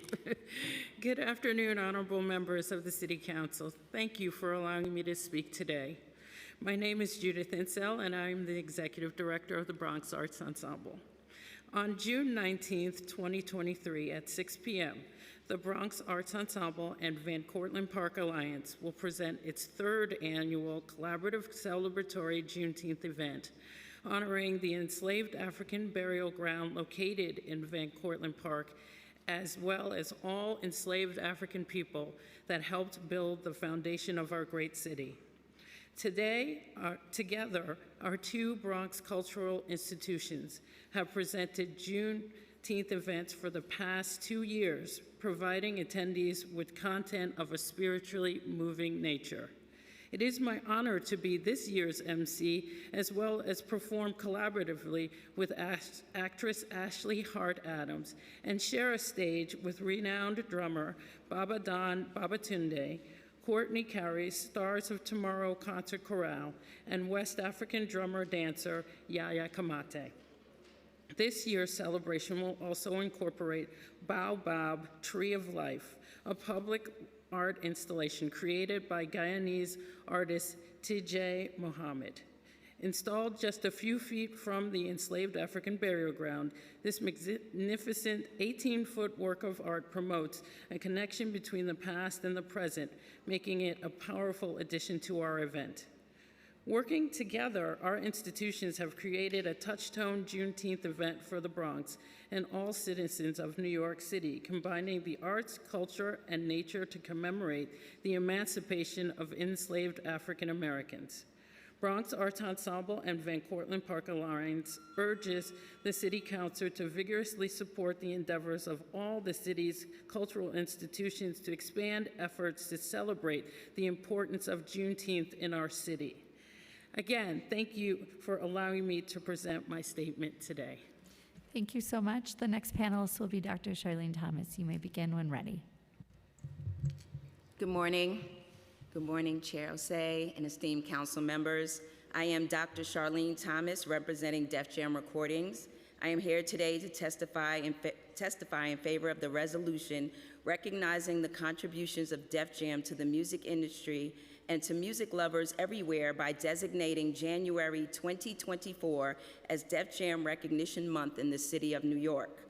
Proudly New York born and bred, Def Jam was created in an NYU dorm room, and for 40 years running now, it has been a hip-hop love letter to the city of New York. Our very first single released, It's Yours, was from a Bronx native by the name of Tila Rock and set the tone for our ongoing legacy. Def Jam has curated the soundtrack of New York City by melodically painting a picture for people around the world of who we are as New Yorkers. LL Cool J's debut album, Radio, brought the world to St. Albans, Queens. Slick Rick took Baychester center stage and had everyone rapping Children's Story. Jay-Z romanticized the trenches of Brooklyn to the point where kids around the world want to make it to the concrete jungle where dreams are made.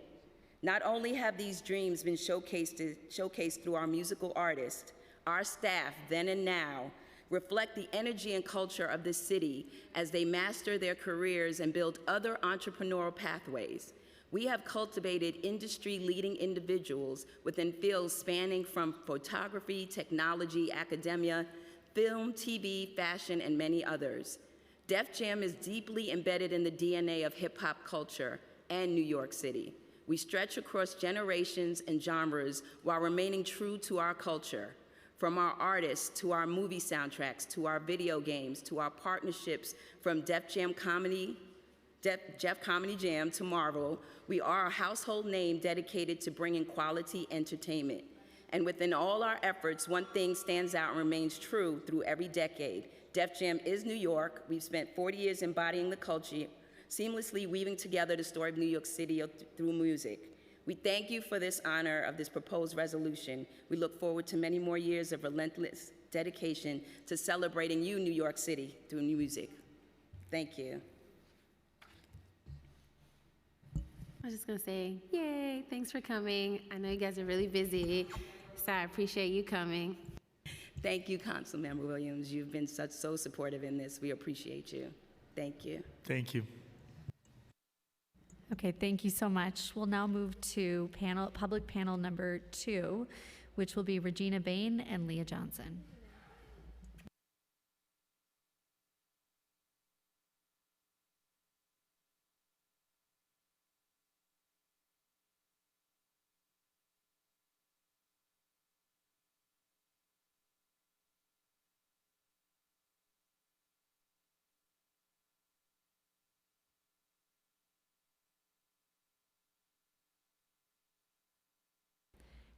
And we'll start this next panel. So the first witness is Regina Bain from the Louis Armstrong House Museum. You may begin your testimony when ready.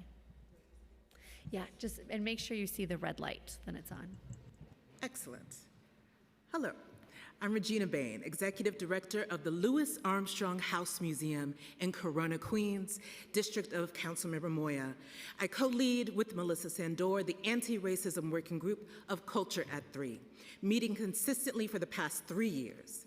The working group invited New York City's arts and cultural organizations to mark Juneteenth, a celebration of hard-fought freedom from enslavement, by collectively engaging in conversations and public events that continue the work of equity, equality, and justice in our communities.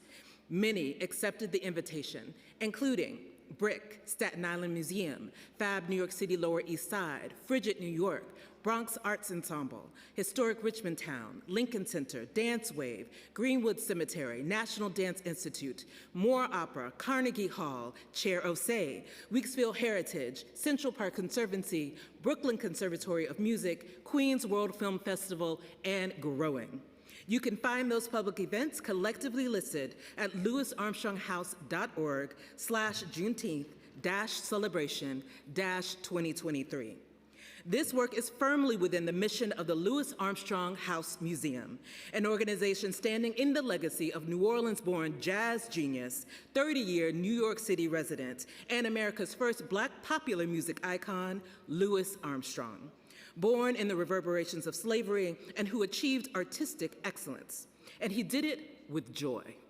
We look forward to opening a new Louis Armstrong Center in 3 weeks to bring more programs like Juneteenth celebrations to our community, many of whom are new New Yorkers, for whom the story of emancipation, migration, and ultimately achievement resonate.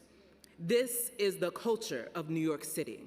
This is culture for all, and we look forward to continuing this work together with the cultural field of fierce individuals and organizations who work to galvanize, celebrate, and to remember. Thank you to the Council. Happy Juneteenth. Thank you for your testimony. The next witness is Leah Johnson from Lincoln Center. You may begin when ready. Thank you. Good morning, Chair Osei and members of the committee. My name is Leah Johnson, Executive Vice President at Lincoln Center and Vice Chair at Large of the Cultural Institutions Group. Our libraries and cultural organizations play a critical role in sharing, celebrating, and preserving New York City's history. In May 2020, we released a commitment to change, which has served as a roadmap. We continue to learn from our founding history, present artists and points of view that better reflect our city, and dismantle structures that foster inequity. As we commemorate Juneteenth this year, it is important to support BIPOC artists and the legacies of those that came before. At Lincoln Center, we have the privilege of being home to one of New York Public Library's incredible research institutions, the Library for the Performing Arts. We are also home to an extensive archives collection, and in partnership with the Center for Puerto Rican Studies at Hunter Centro and the Schomburg Center for Research in Black Culture, in February, we launched Legacies of San Juan Hill, a digital hub showcasing the history of the Black and brown people, arts, and spaces that were part of San Juan Hill before urban renewal displaced them for the development of Fordham Lincoln Center and more. This online platform lifts up the history and cultural legacy of those who lived and created in San Juan Hill with a growing collection of essays, articles, and archival content. We continue this exploration with a series of talks last month to dig deeper into topics like New York City's Black Bohemia, 1900 to 1920, and the Puerto Rican experience in New York City, 1920 to 1960. Libraries and cultural organizations provide us with the opportunity to explore ideas and experiences beyond our own. They help us to understand the impact of systemic injustice and inspire action that drives lasting change. Thank you so much. Thank you so much for your testimony. That concludes this panel. All right, and the next panel will be Public Panel 3 with Mr. Godey, whenever you're ready. So Gabriel, and apologies in advance for any mispronunciations, Mr. Gabriel Kagani Godey.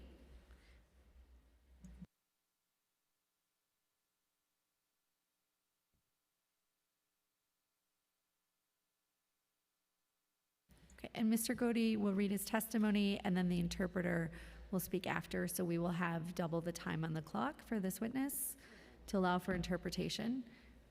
You may begin your testimony when ready.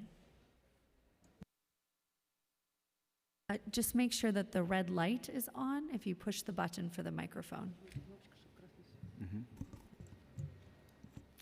Добрый день. Я рад приветствовать вас. I am glad to greet you. Для меня это очень важный день. This is a very important day Видеть for me. многозвучие Нью-Йорка, представленное в таком замечательном месте.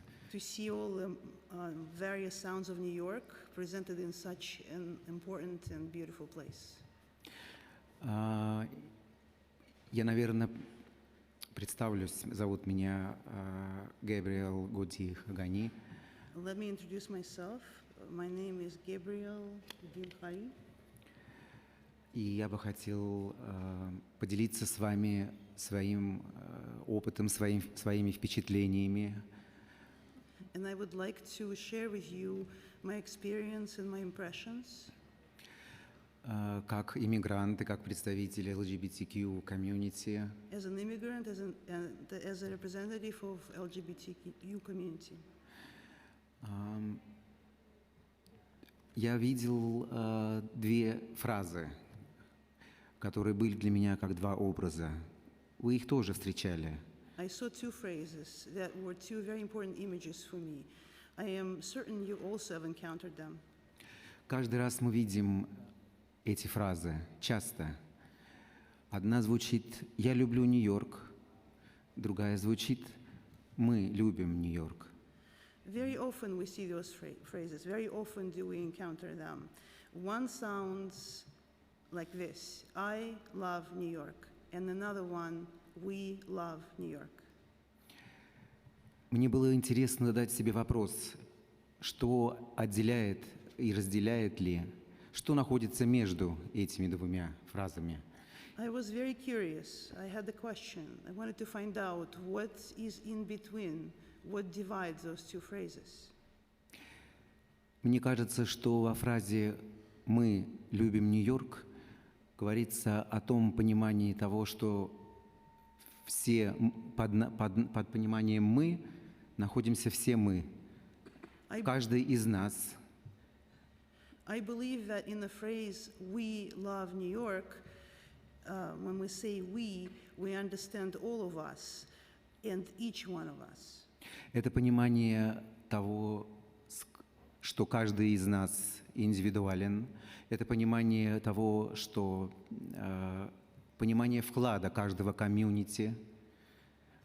This is an understanding that each one of us is an individual, and it's an understanding of our contributions to our community.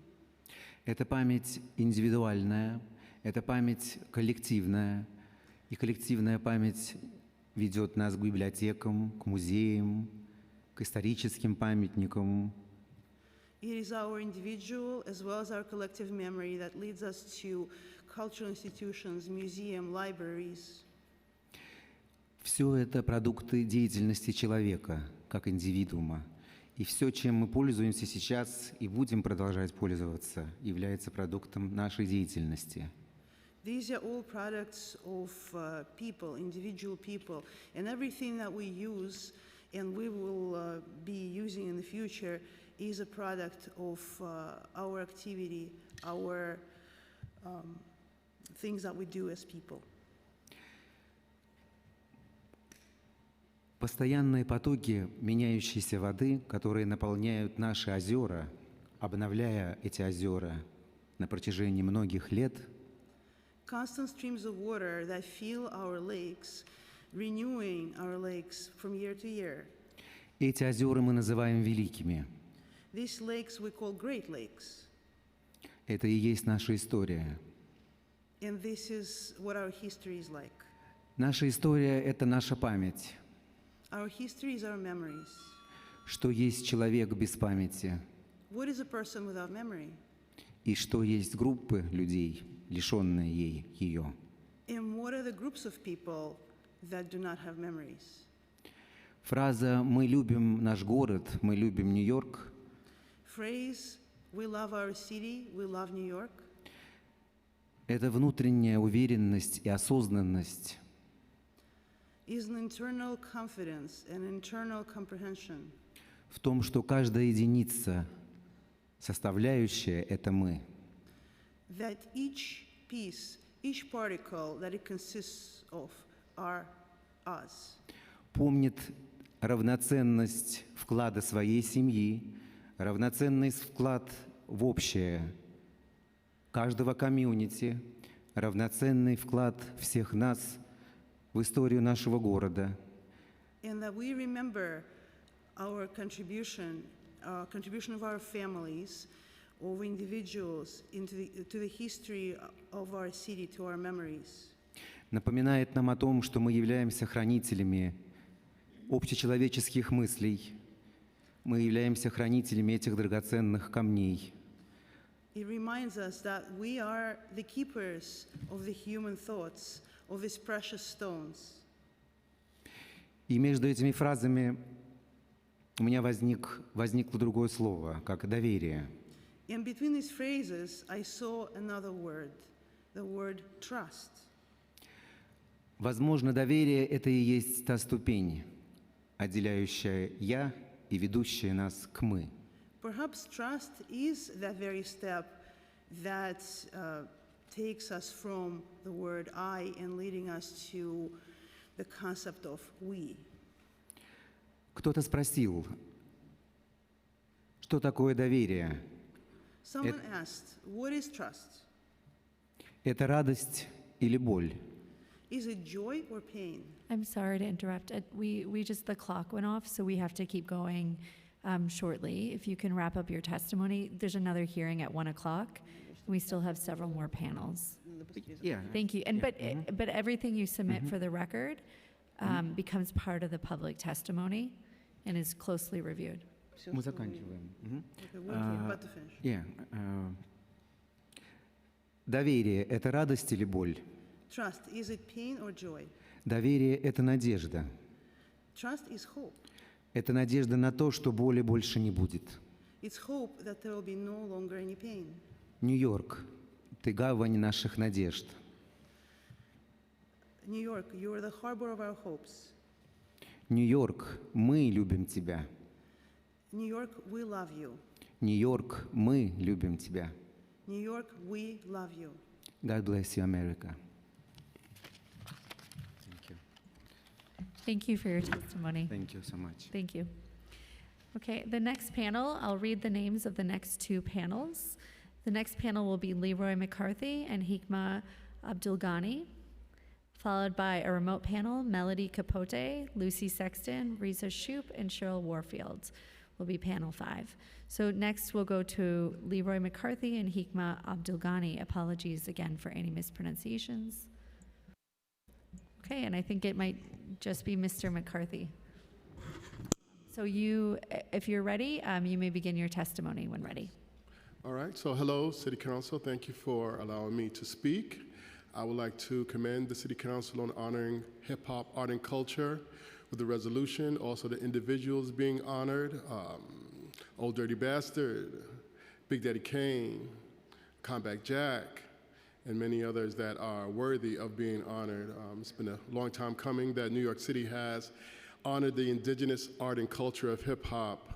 I travel to New Orleans, you see jazz being recognized. I travel to Nashville, you see country music being recognized. In New York City, hip-hop has been here for decades, but it has been not treated as other countries, cities, places honor their indigenous art and culture. Hip-hop has come from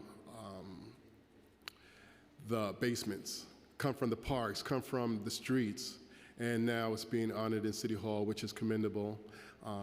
I've worked with Councilmember Williams to honor a tribe called Quest with the street name, which is forthcoming. Worked with Crystal Hudson when she was a staffer for Lori Cumbo, honoring Notorious B.I.G. So it's very commendable that Big is being honored with a day by the New York City Council, which was previously done by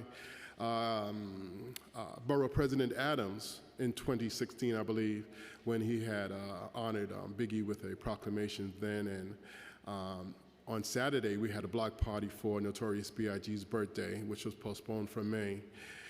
And it went very well. The community turned out, businesses turned out. So I want to just share the appreciation with from the hip hop community as I've been working towards honoring hip hop in each borough.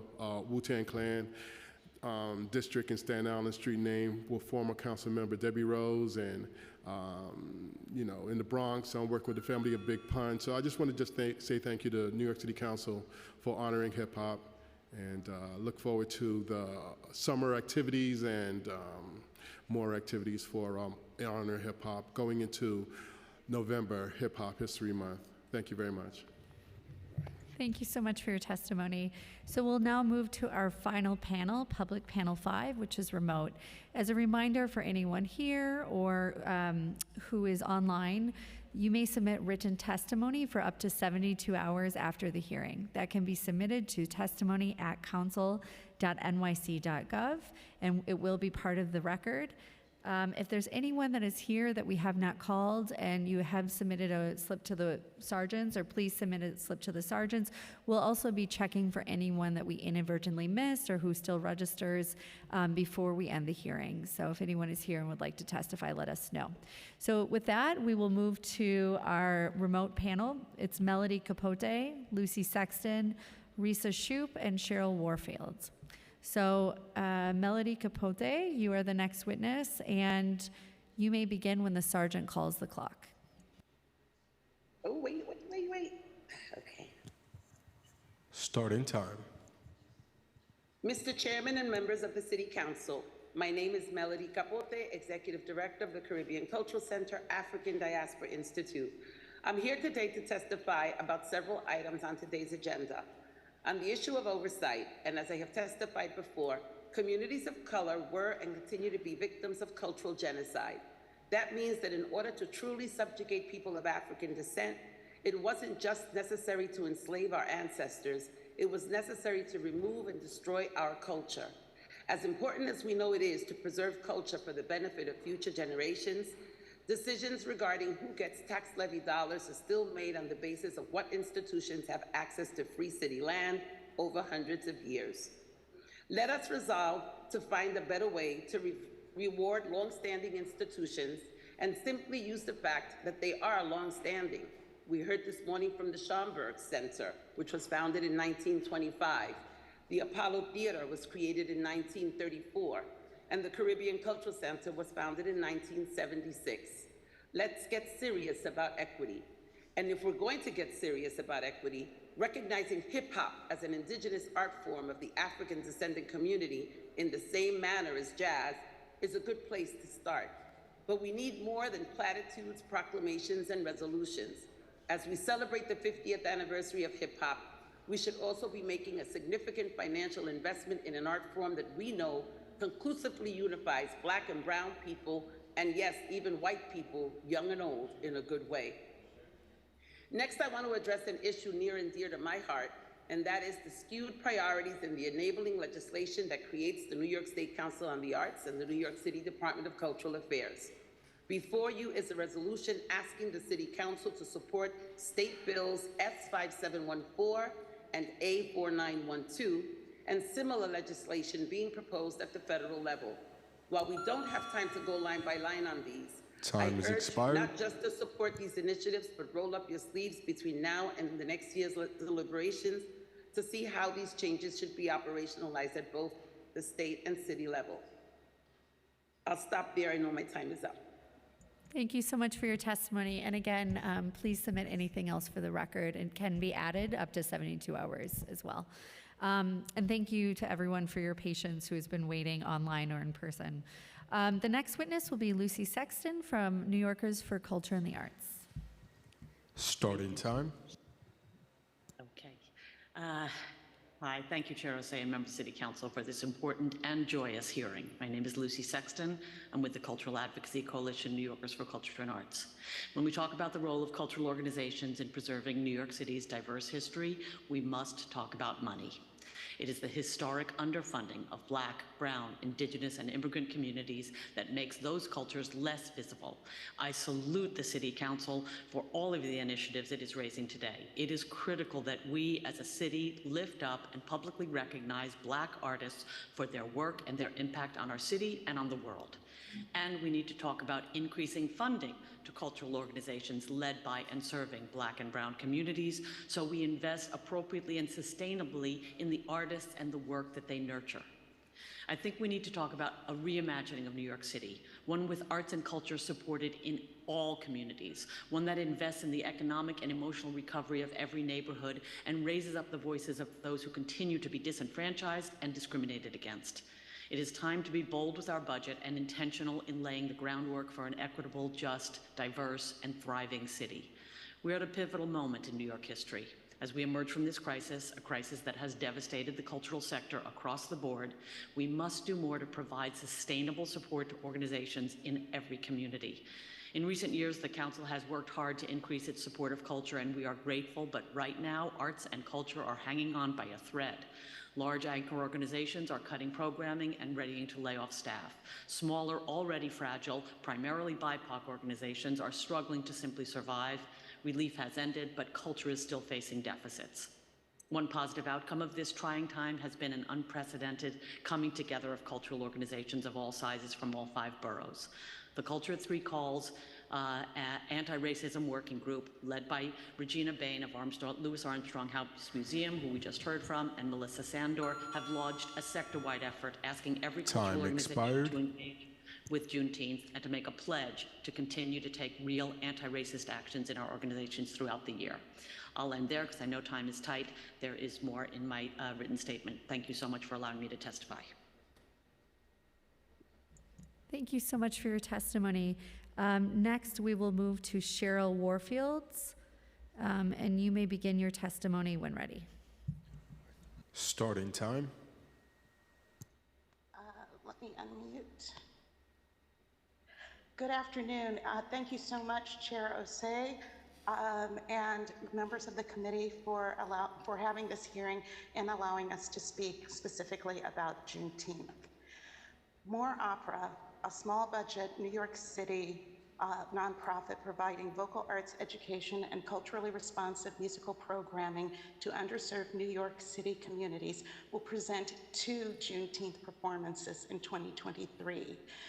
Our second annual Juneteenth Jubilee is a free outdoor concert of traditional folk songs and spirituals from the Black experience with a historical text to celebrate Juneteenth at the James Baldwin Outdoor Learning Center's Farmers Market, which is a family-friendly outdoor garden.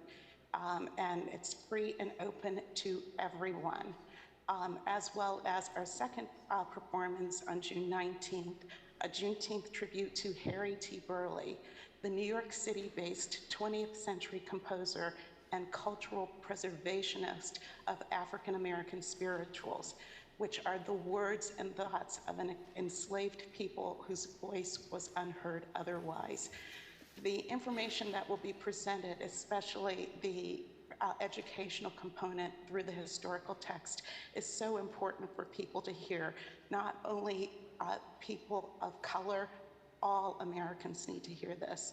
And I just thank the Council for at least acknowledging the importance of preserving the history.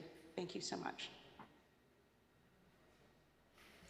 Thank you so much for your testimony. At this point, this is our final witness for today, so we will be checking for anyone we inadvertently missed on the Zoom or in person.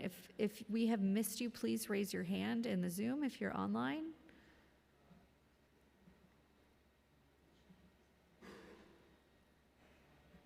And not seeing any hands in person or in the room. So at that point, this will conclude testimony. And just a reminder, you can submit written testimony if you'd like to add any, up to 72 hours. And I will hand it back to Chair Osei. Thank you. Thank you, Brenda. And without further ado, we're going to close today's hearing.